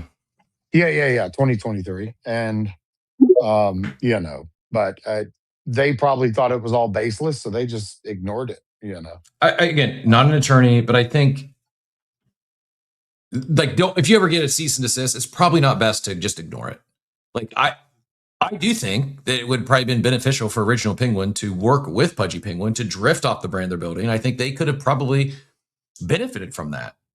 I think this is it's going to introduce more people to Pudgy Penguin, and maybe it also is introducing more people to Original Penguin that are Pudgy Penguin fans. But I don't think they're going to rush out and buy an Original Penguin shirt now. It's a negative connotation as opposed to a positive one. And they do, I will say this, is it silly? Yes.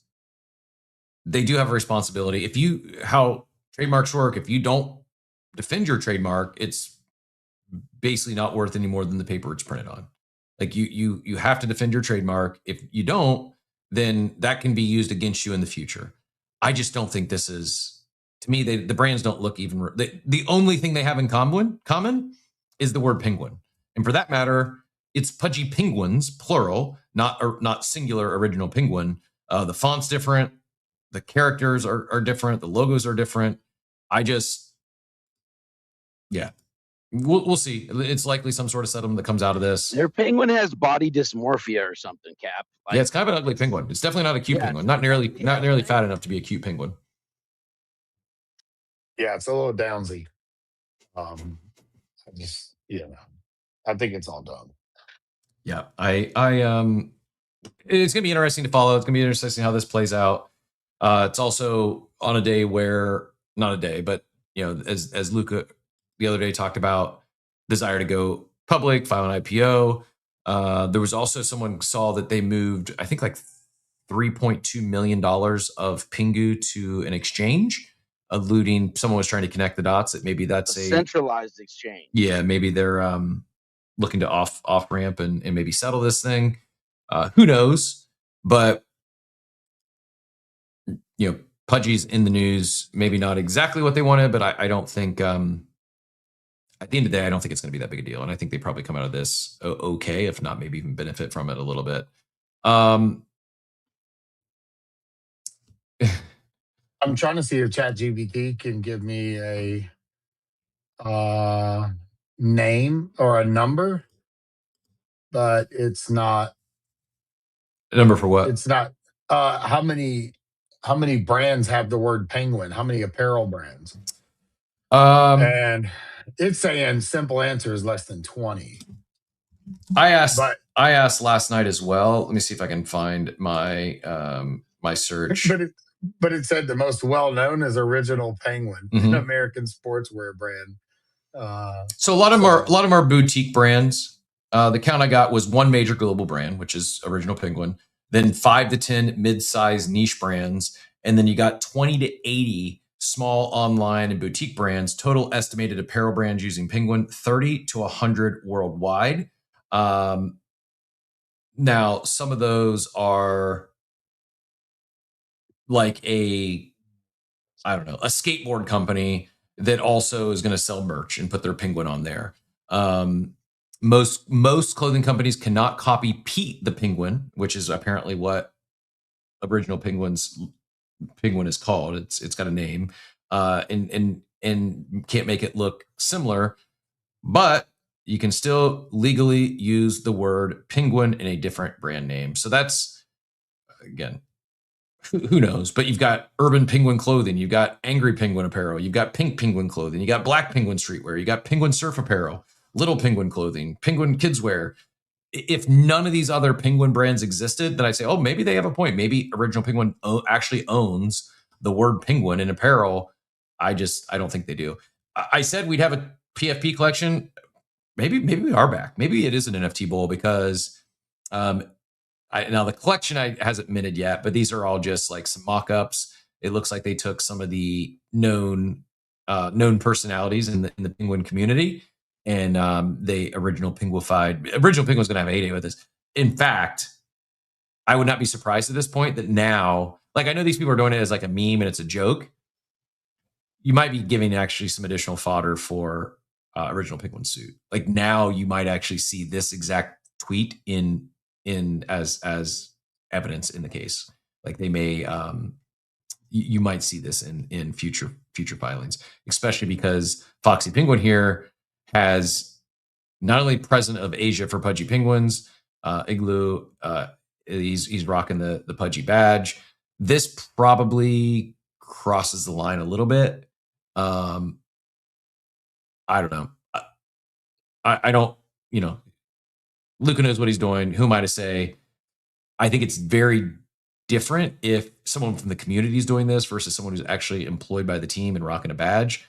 Probably could come back to sting them a little bit, because it's just because now you are like this does look like Pete the Penguin or whatever the Original Penguins mascot is called. Like, these are a blatant copy, and it's aggressive. I seen a funny post where it was they used the picture of Danny DeVito as the Penguin and the Original Penguin, saying that there was a new lawsuit filed there as well, and that looks more like the Original Penguins thing. Completely random. The new Penguin, not Danny DeVito, but the new Penguin series, really good. If you haven't seen that, you're looking for something to catch. You're looking for something to binge over the weekend, and you haven't watched Night of Seven Kingdoms or Pit.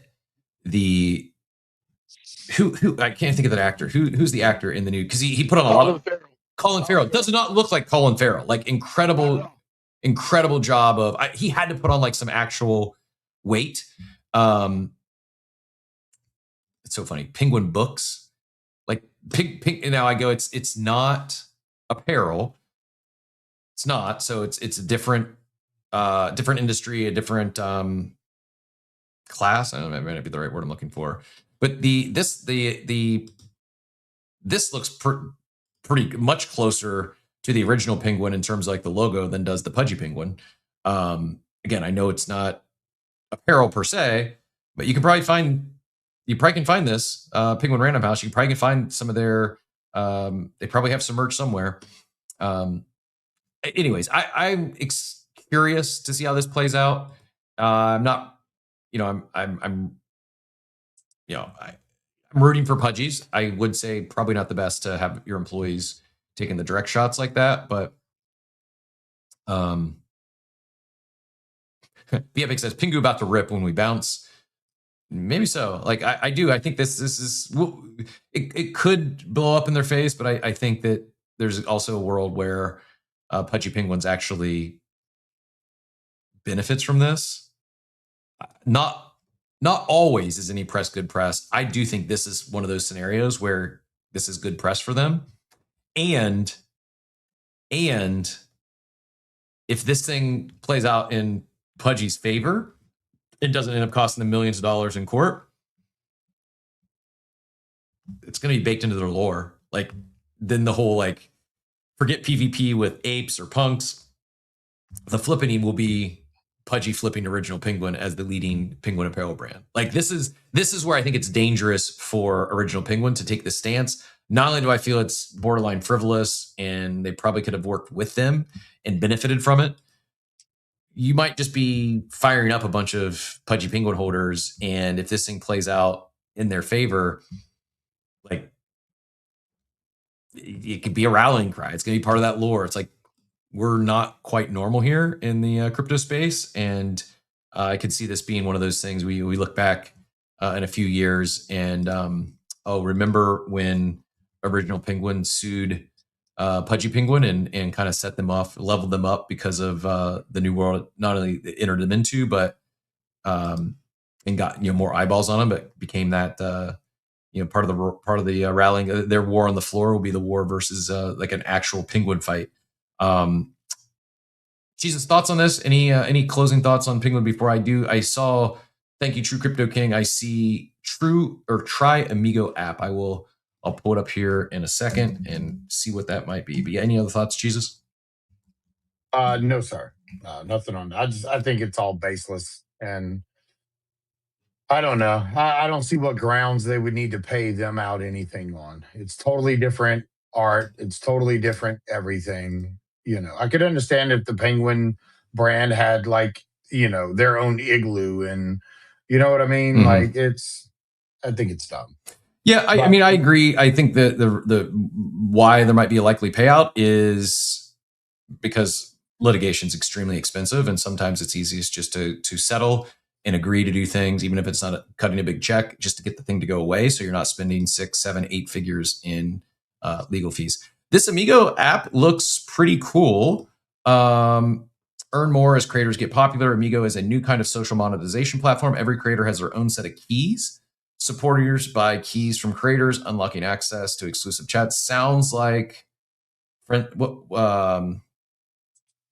Help me out. What was the friend? It was Friend Tech. Friend Tech. Yes, sounds very Friend Tech esque.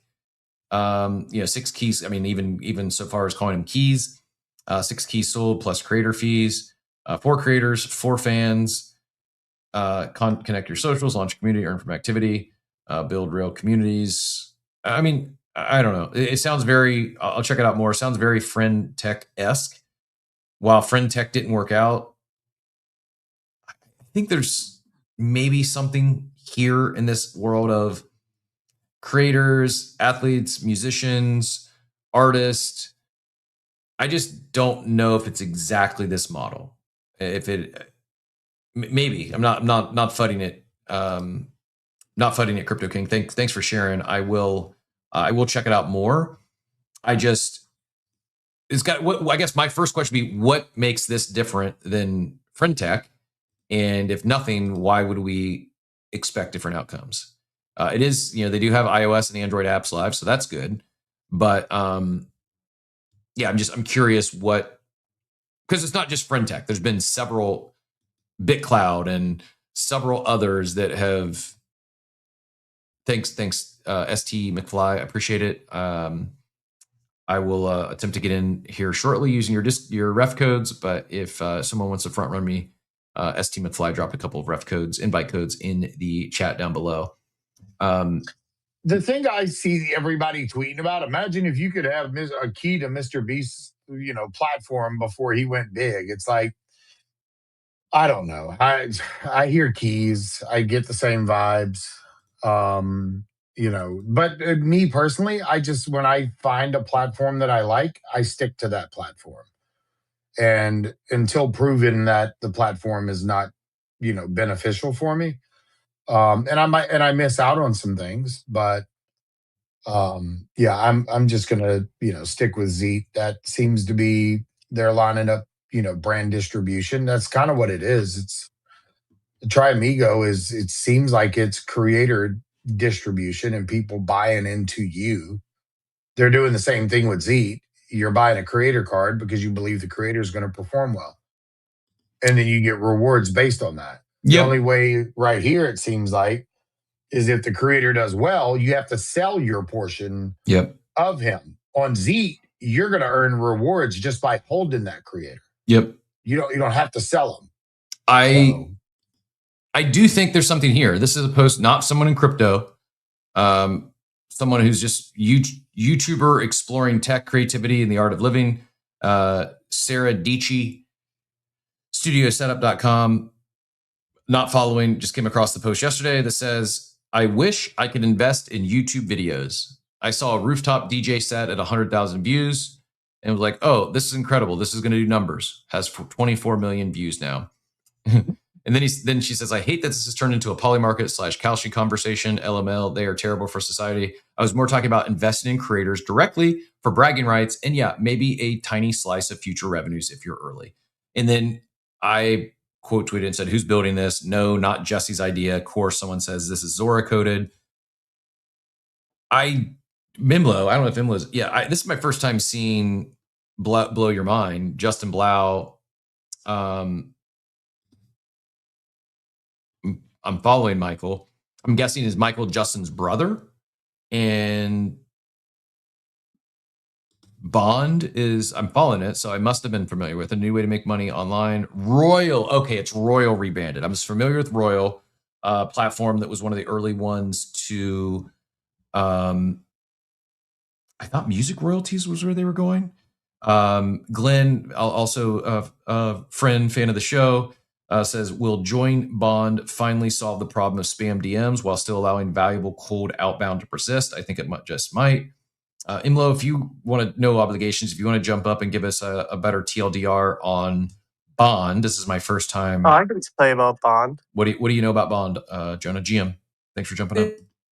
GM, so, and Emlo could still explain it. I didn't mean to steal a spotlight, but Bond was originally Royal, and Royal was raised and founded by, is there an echo?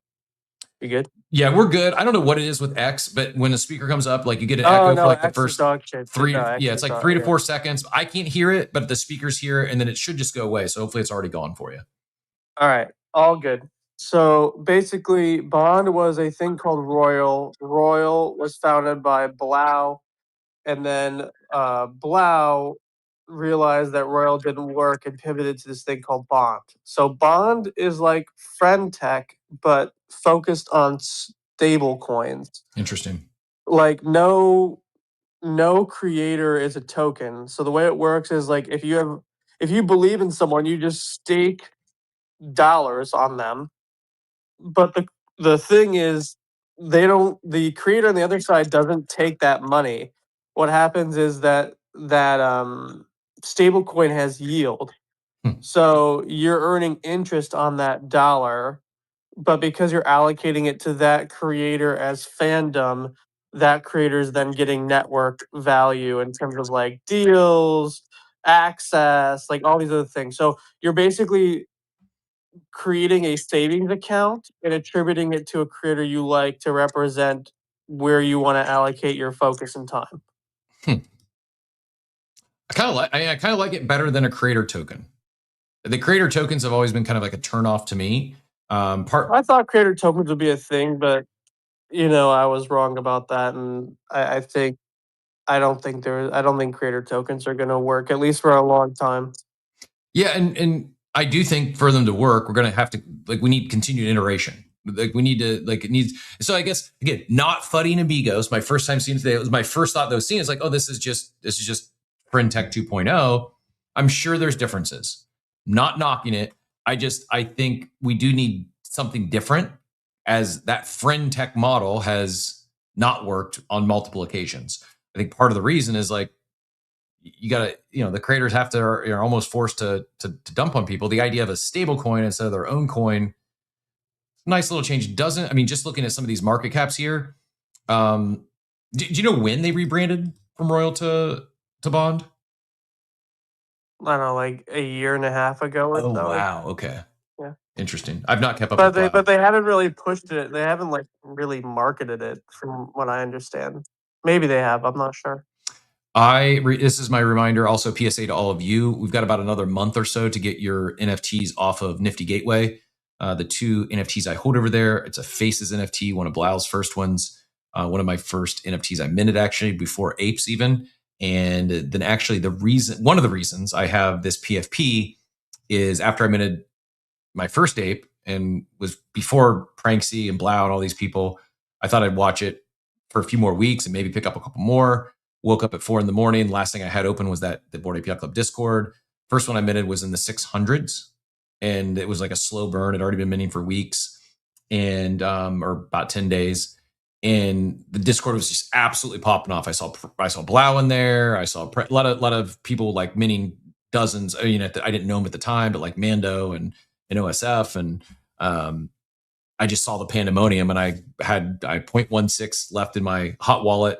I was like, I better mint a couple more of these before I go to bed. And the PFP I have today is one of those I minted, and Blau being in there, and just seeing okay, there's some serious people that are deep in crypto at the time who are doing some things, but builders in the space saw the mini apes. So okay, this thing is going to take off faster than I thought. And yeah, shout out to Blau for the little added, and he did end up minting, I don't know, 50 some apes, gave a lot of them away, and was an early brand ambassador.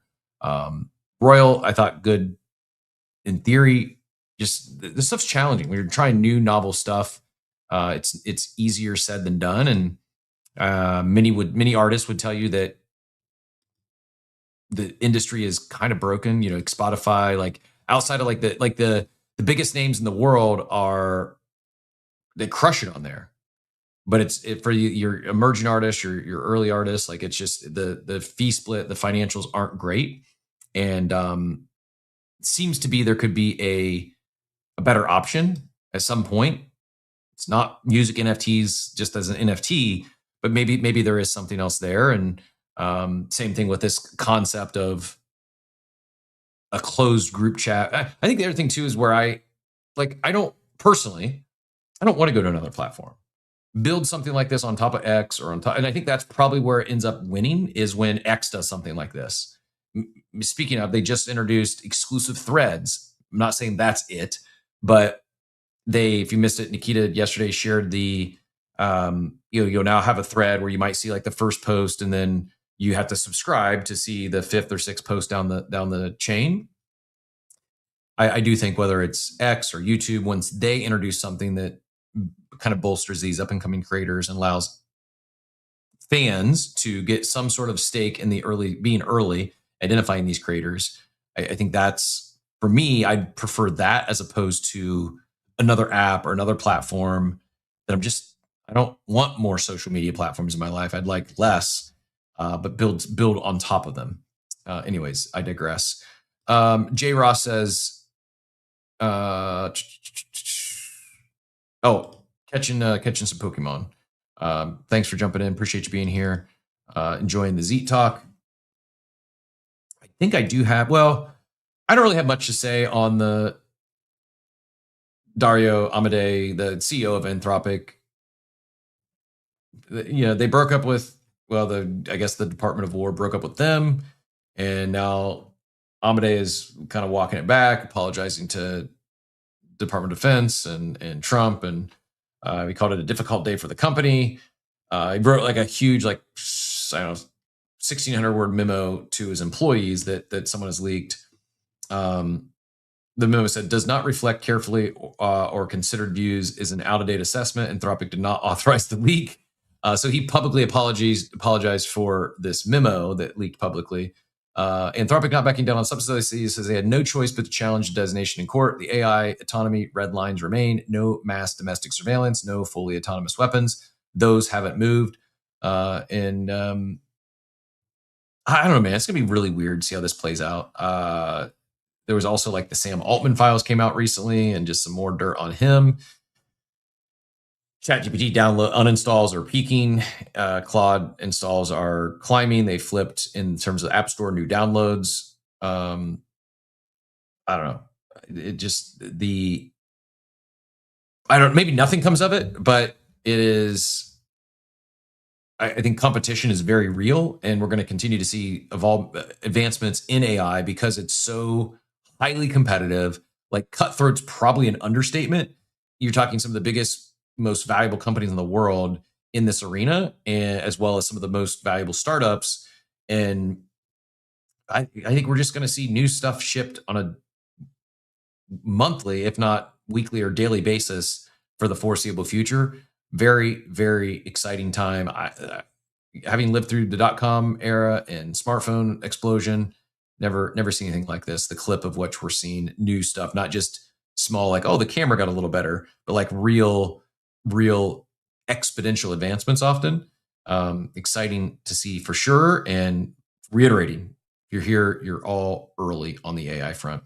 Hizzy says, I think Unvault and music NFTs could work together since the divot could be from ticket revenue type stuff. Yeah, good idea, actually. Instead of just flipping NFTs, sharing in those royalties could very well be another way, especially if they can find a way to incorporate real world revenue. I alluded to someone in my DMs earlier that's building something on that front. Easier said than done because you can't be a security, and just tough to you got to abide by laws and regulations. Einstein says the Nibbles reveals 11 a.m. today. Good luck to everyone that minted some Nibbles. Hope you pull a rare. And that might be a good little warm topic to wrap up Friday. If anyone else has any thoughts on anything we discussed today or anything we haven't covered, they had some questions or some thoughts, feel free to throw in a request or drop your comments or questions in the chat down below. And as I do that, I will pull up some little NFT market update. We didn't get on that earlier when I was talking markets. Pudgy's down 3.2% on the lawsuit news. I kid. I doubt that's why their floor is down, but nevertheless, Little Pudgy's also down 2% on the day. A Mutant's down 0.5%. Quirky's up again 1.09, only 0.4%, but they continue to perform well in a very volatile market. Punks are flat. Hyper's flat. Apes are down 1.8%. Death and Taxes down 7.9%, but still at 0.04. Maybe this is the weekend I finally pick up a Death and Taxes and start playing the game. Moonbirds down 6% on the day to 1.07. Beeple down 7%, although there was a big, maybe politics is bullshit. One of the OG Beeples I saw sold for, I think, close to 10 ETH. Lady Maker down 1%. Nothing really too exciting on Normie's back up. 8% to 0.04. Maybe this is what it was. Let me see if I can see recent sales. No, it wasn't that one. There was a different one that sold. I just don't know what collection it was. But people are collecting art despite the current market conditions. Good Vibes Club down 4% to 0.72. Crypto Dick Butts down 18% after their big pump. Still 0.6 though. And Del Mundo's back up 28% after they had kind of sold off. They're still half. I think their peak was about 0.15, so down from that, but nice little rebound there, nice little bounce. Nibbles, as we talked about, that revealed today at 11 a.m. Eastern. If you missed the mint, you can still pick one up on the secondary for 0.03. Meebit's down 1% on the day, and Doodles flat at 0.48. Nakamigos, haven't heard anyone talk about them for a while, down 2% to 0.11. And Moonbird Mythics up a little bit as well with the Moonbird pump. Other deeds, 0.08. Squiggles, 2.5. One of these days, I'll pick up a Squiggle. It's just not now. Squiggle and a Rafik are two that I would like to add to a long-term hold, just not in the market at the moment. So someone dropped White House meme. Just seeing that for the first time, up 3,000% a day. I'm guessing it just launched yesterday, about an hour ago, or maybe 24 hours ago. We got White House, we got War, What the Dog Doing, Pippin. I think might be the crime coin of the month or two, but yeah, I've not really been. I mean, I'm not that I'm a deep trencher, anyways, but I've really been out of the trenches for a bit. Not would much rather just trade perps of things I know what they are. Yeah, Diablo says already pay enough for X. Don't see myself subscribing to anyone. Yeah, maybe. I don't. I'm kind of with you. I listen to a lot of podcasts. I consume a lot of content. I don't know if I like the only content subscriptions I have though would be the big ones would be like Netflix, YouTube Premium. I am making the shift from Spotify to YouTube Premium. HBO Max or Max now, whatever it's called. I don't think I pay for any newsletter subscriptions or any X subscriptions. I don't pay for any podcasts. I don't pay for any Patreons. It's just me though. I know people do, and not I don't pay for any newsletters. There's just so much free information out there now. And while I appreciate human content very much, I think for me, it's this sort of stuff like the live content or like the personality I can get via a podcast versus newsletter subscription. I feel like, I guess we're more, this is just me, not knocking anyone that has a paid newsletter. Our newsletter is free, by the way, coffeewithcaptain.com. Comes out tomorrow, once a week. Where I net out on it is with there's so much information at our fingertips now, not just with Google and YouTube, but all these LLMs. Like, so if I when it comes to like written content in education, like I struggle to understand what is someone else going to write in a newsletter that I wouldn't get from an LLM. I'm sure it exists. I know I'm not trying to knock anyone. And I do very greatly, I'm biased here as biased. Again, I greatly value human content. I struggle with the sub model. This is like a full circle moment because it goes back to what Joey said way early on. People are lazy. They like to be They like to be spoon fed. They like to be given things. I have 4 subscribers. I haven't done any subscriber only spaces, nothing like that. I gave all the subscribers, I actually had 5. And then I messaged all 5 of them like 2 or 3 months ago and gave them all an NFT that was worth like $200 a piece. So I paid for their whole subscription for like a year plus, if not way more than that, a couple of years. One of the guys unsubscribed, sold the NFT. It's fine. But I mean, there's ways to give value back to people that support you. And the way I look at it, well, it's very minimal amount,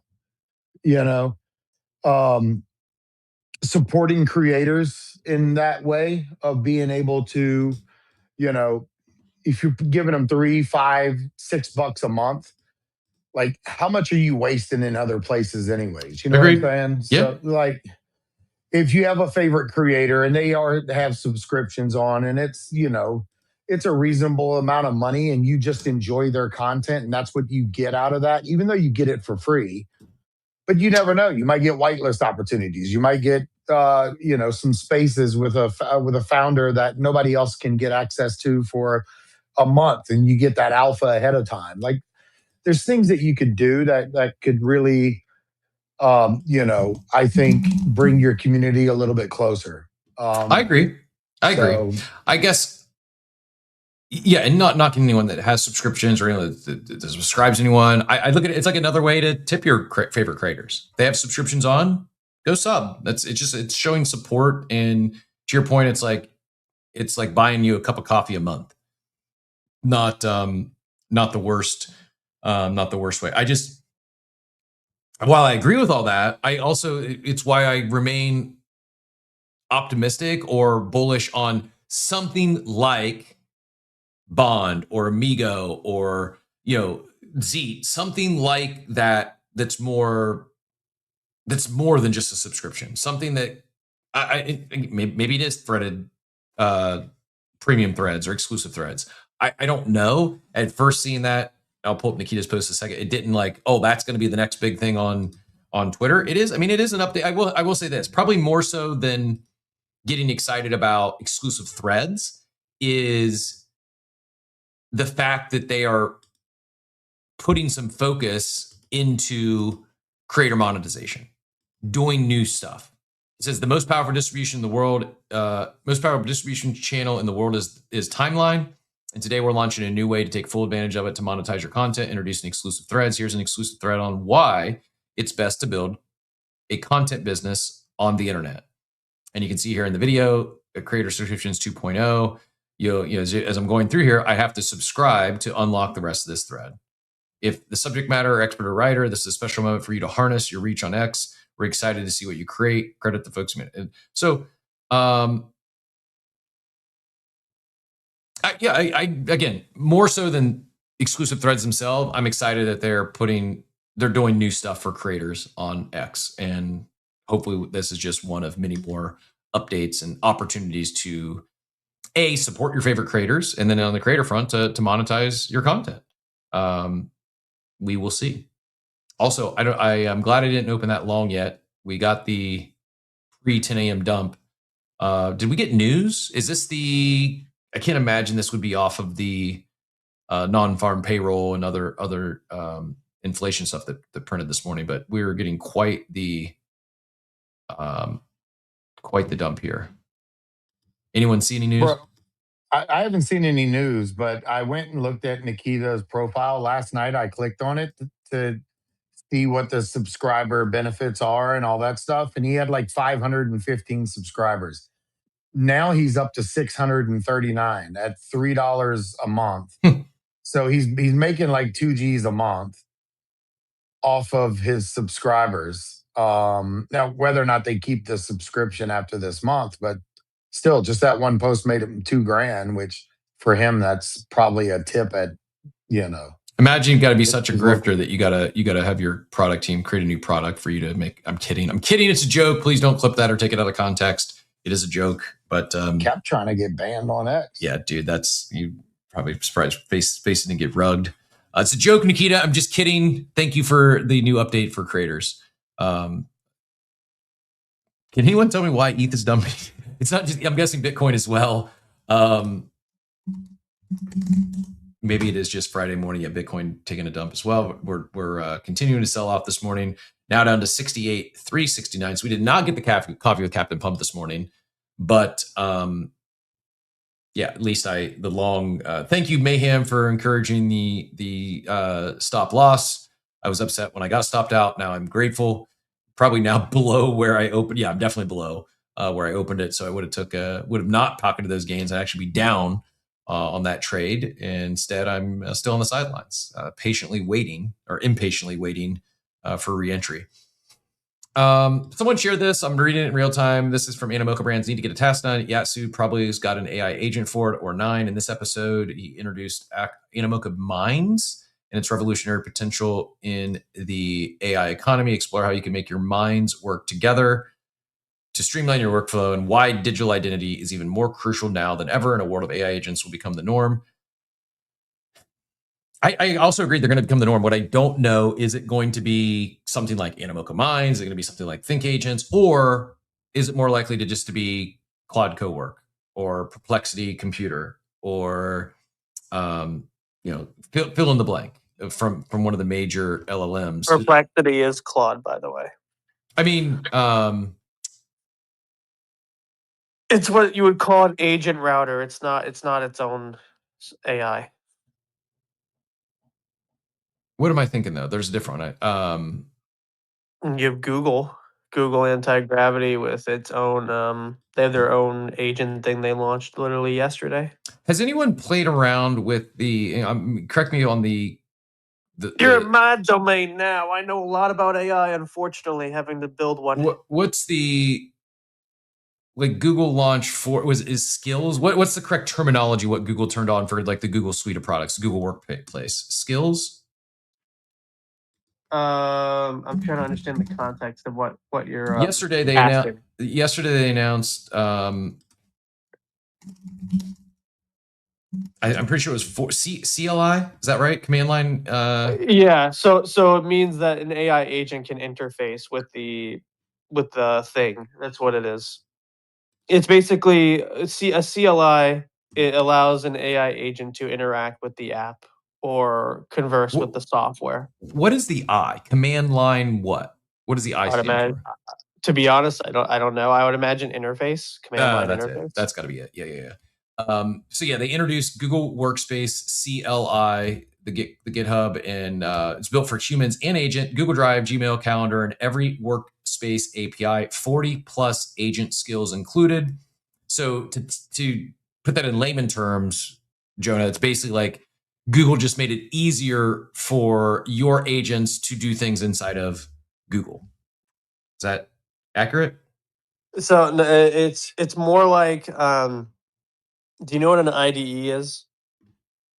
I don't think Okay, so. so all right. So when you're coding software, you have to download an IDE. This allows you to code, from effectively your terminal, and this is how you make apps. So an IDE is where you would add your CLI. So like an IDE would be VS Code, for example, which is free and open source. So VS Code you would download on your Mac or Windows. It's better on Mac, and then you could add the CLI information to your IDE, so that way you can interface with their software from your code-based terminal, which means you can make apps faster, you can develop shit faster. It's anyone who's doing vibe coding wants this. This is like the tier one thing you need to do in order to make apps or websites or whatever the fuck you're gonna make with AI. IDE is like VS Code, anti-gravity, cursor, etc. Thanks for that, Payne. That helps. What would you say? So, like, I'm tracking with you now. I didn't know all the acronyms, but I'm tracking now. I want to explore more. I want to play more. For someone who just heard that first time and they went like deer in headlights, like it sounded like a foreign language to them. Where's the best? Like, where? So, okay, I'm in. I know I need to learn AI. I know I'm still early. Where's the best place for someone to start? If they've never coded before, if they've only used ChatGPT or Claude as like a glorified Google search, what would you be your top recommendation on? Like, is it some of these courses that some of these big companies have launched? Like, where would you recommend someone starting this weekend if they want a weekend project? Anthropic released a free course. I don't suggest buying courses from people. Course sellers are, scorched earth. Anthropic released an entire course on how to do this for free. Just search it up. Other than that, YouTube videos. But if you want to pick a laptop or some device that you don't care if it gets hacked or something happens to it. That's the first thing. To create an environment where you do not care if something bad happens. Yep. So what you do is once you have your laptop or your Mac Mini or whatever the hell you're using, and you don't need a Mac Mini, by the way, to do this. People overspend on this shit. Is then download, if it's a MacBook or an Apple product, download VS Code. There's a website, you download it. It's first search. From there, you can connect your Claude subscription or your OpenAI subscription because it's in there, and you'll connect it to your VS Code. And then from there, just follow the instructions. It's super easy. It's super, super easy. But yeah, first thing I do is look at the Claude course and then any, trusted YouTube videos because those are free. Awesome. No, I appreciate that. Great advice. I did just drop the Claude courses in the chat, Anthropic Academy. I'll pin that up top in 1 second. Great. I've not taken any of these, but I would imagine pretty good. Yeah, it's free. Spot the If you have no idea about anything and you don't have like a lot of agency to look it up yourself, just start there and you'll know more than 80% of the global population just through that. And part of the beauty of this is if you have questions, if you're reading something you're not understanding it, go ask Claude to help you understand it. Like it's just like the ability to get educated and speed run education it's greater than any time in human history. It's not just YouTube tutorials. Yeah, you could start there, but if you need deeper understanding, if you need help unpacking whatever the YouTube, ask Claude, ask ChatGPT, whatever is your go-to. Just don't feel that you're not getting left behind. You're still way ahead of the majority of people. You might be behind some people on this app or people that you follow here, but it doesn't really matter if you're behind though, because you still have to have good ideas. Yep. Like you could know how to use the entire software, but you have to know what you want to build or know why something should exist. Because like a lot of these vibe coded apps, you'll notice they're not trying to make money or grow users. They're trying to basically sell courses because you could code the greatest app in the world, but you still have to sell it. You still need people to believe in it. You still need to address a pain point. There's still a big human need in between developing the app and selling the app, and a lot of people fail on the marketing, the distribution, the understanding the needs in the marketplace, actually running a business, scaling. There's just a lot of you can use vibe code to you want to have a vibe code software to make you an app. Great. Okay, now you have to sell it. Now you have to get it listed on the app store. You have to get reviews. You have to make YouTube videos. Maybe there's a creator network you have to work with. Now you have competition.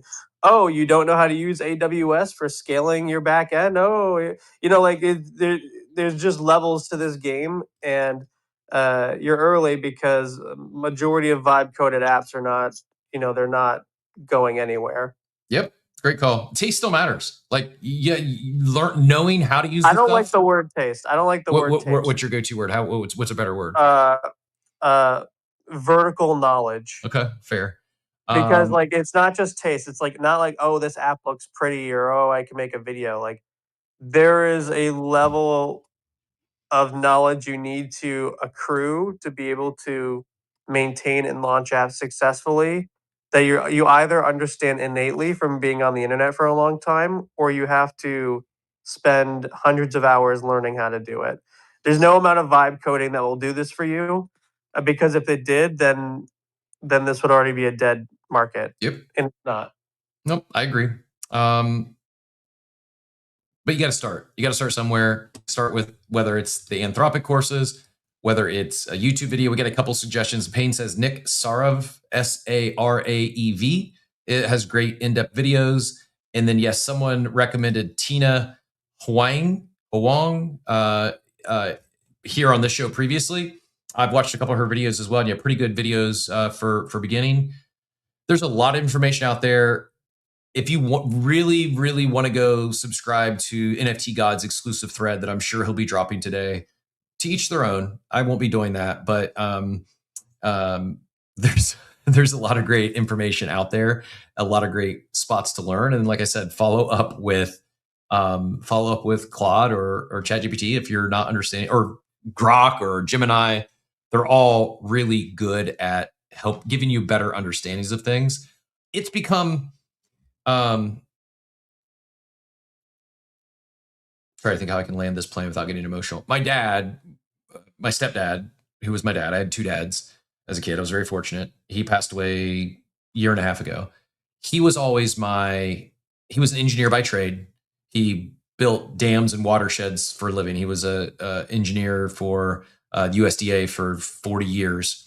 One of the top engineers in the state of Ohio, and anytime there'd be like a big flood or something, he'd fly out and be the fixer. And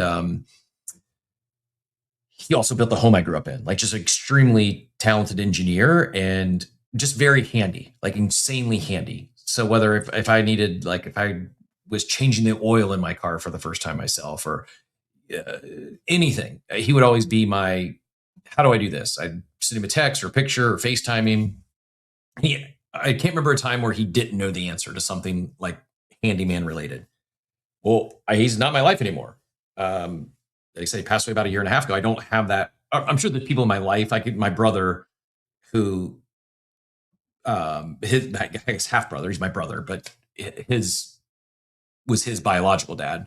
He's also an engineer. He builds roads and bridges and stuff. He's also insanely handy. When I was inside playing video games, my younger brother was outside fixing stuff with my dad, our dad.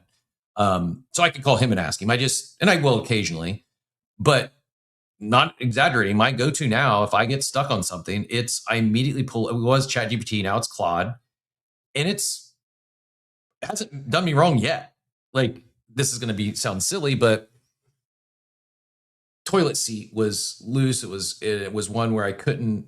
It was a newer one, and I couldn't, like, you can't reach under to tighten the screws like you could in some old ones. It's like up flush against the wall, and I don't know, maybe someday I'll take a picture on Monday. Wrapping this up, trying to land this plane. I took a picture of the toilet and asked Claude, how do I tighten the lid? I can't access it. And immediately knew the answer. There was like a little button you had to push, it unlocked it, and it popped right off. And it was super simple, but I didn't know. And so previously I would have had to go to the computer and Google something and maybe find a YouTube video on it and then spend 5 minutes watching a YouTube video. And now it's like the ability not just to learn new stuff or troubleshoot things, everything except for a roadcaster and how you operate spaces and YouTube streaming at the same time. That's about the only thing that Claude hasn't mastered yet. But most other things you can learn in real time. And it's also very good at, you can go back and forth. It's not just, whereas YouTube videos and tutorials can be great, sometimes that doesn't work for everyone. Sometimes it doesn't just click right away and you need a follow-up question. That's where I think this idea of AI education and how it's going to push in collective intelligence forward, not just forget AGI, forget how smart the robots are. I believe humanity as a whole, like, the bar is going to raise at every level. The super intelligent people are going to become even smarter, even more intelligent. The people who maybe previously struggled and didn't have access to education, well, it's becoming democratized. Like, education is going to be available. I would say for $20 a month, but the reality is a lot of this stuff is on the free version of these apps. Just don't be shy. Get in there, play around, have some fun this weekend. We'll be back next week. I really enjoyed the conversation today. We hit on a lot of things, from crypto thefts to the fight of the penguins to whatever this market is going to. We were talking Anthropic apology, and Riss rolled into Anthropic courses, kind of like the original Penguin sued Pudgy Penguin, and it just led to a boycott of original Penguin and people buying more Pudgy Penguins. I kid, it's a joke, but I am excited to see what comes of Zeet. I'm going to check out Amigo. Thank you for those, everyone who dropped the invite codes there in the chat. And I do hope everyone has a wonderful weekend. I am, if anyone's in the Cincinnati area, I've got a busy weekend. I'm going to spend most of the time with my mother, but I will, chance I could do a quick coffee. I got to get a workout in. So if anyone knows a good gym in Cincinnati, I've got to continue my 75 hard. I got to get 2 workouts in on Saturday and Sunday. Will be a challenge on the road, but we will do it. And or if you're not into meeting up for a coffee, let me know when I need to turn on the long for ETH. Down to 1980 now. A little bit of a bounce. Maybe we're maybe bottoms in. I don't know. But going to be watching this and probably get a trade in before the day is said and done. We'll be back Monday, 8 a.m. Eastern time. Jesus, Jonah, Machiavelli, Joey, everyone who jumped up on stage and shared today. Appreciate you. Appreciate everyone in the chat. Appreciate those big tips. Dort, leader in the clubhouse with the 1,111 Pingu. Greatly appreciated on the fight of the Penguin Day. Be Epic, appreciate you. Crypto King, thanks so much. Really, really generous. I guess because Tukas keeps sending me God token over there, I should probably go see what that's all about. And then Ice Age sent me 3 MLP. Appreciate all that. Appreciate you all for being here. And hope you all have a wonderful, wonderful weekend, everyone.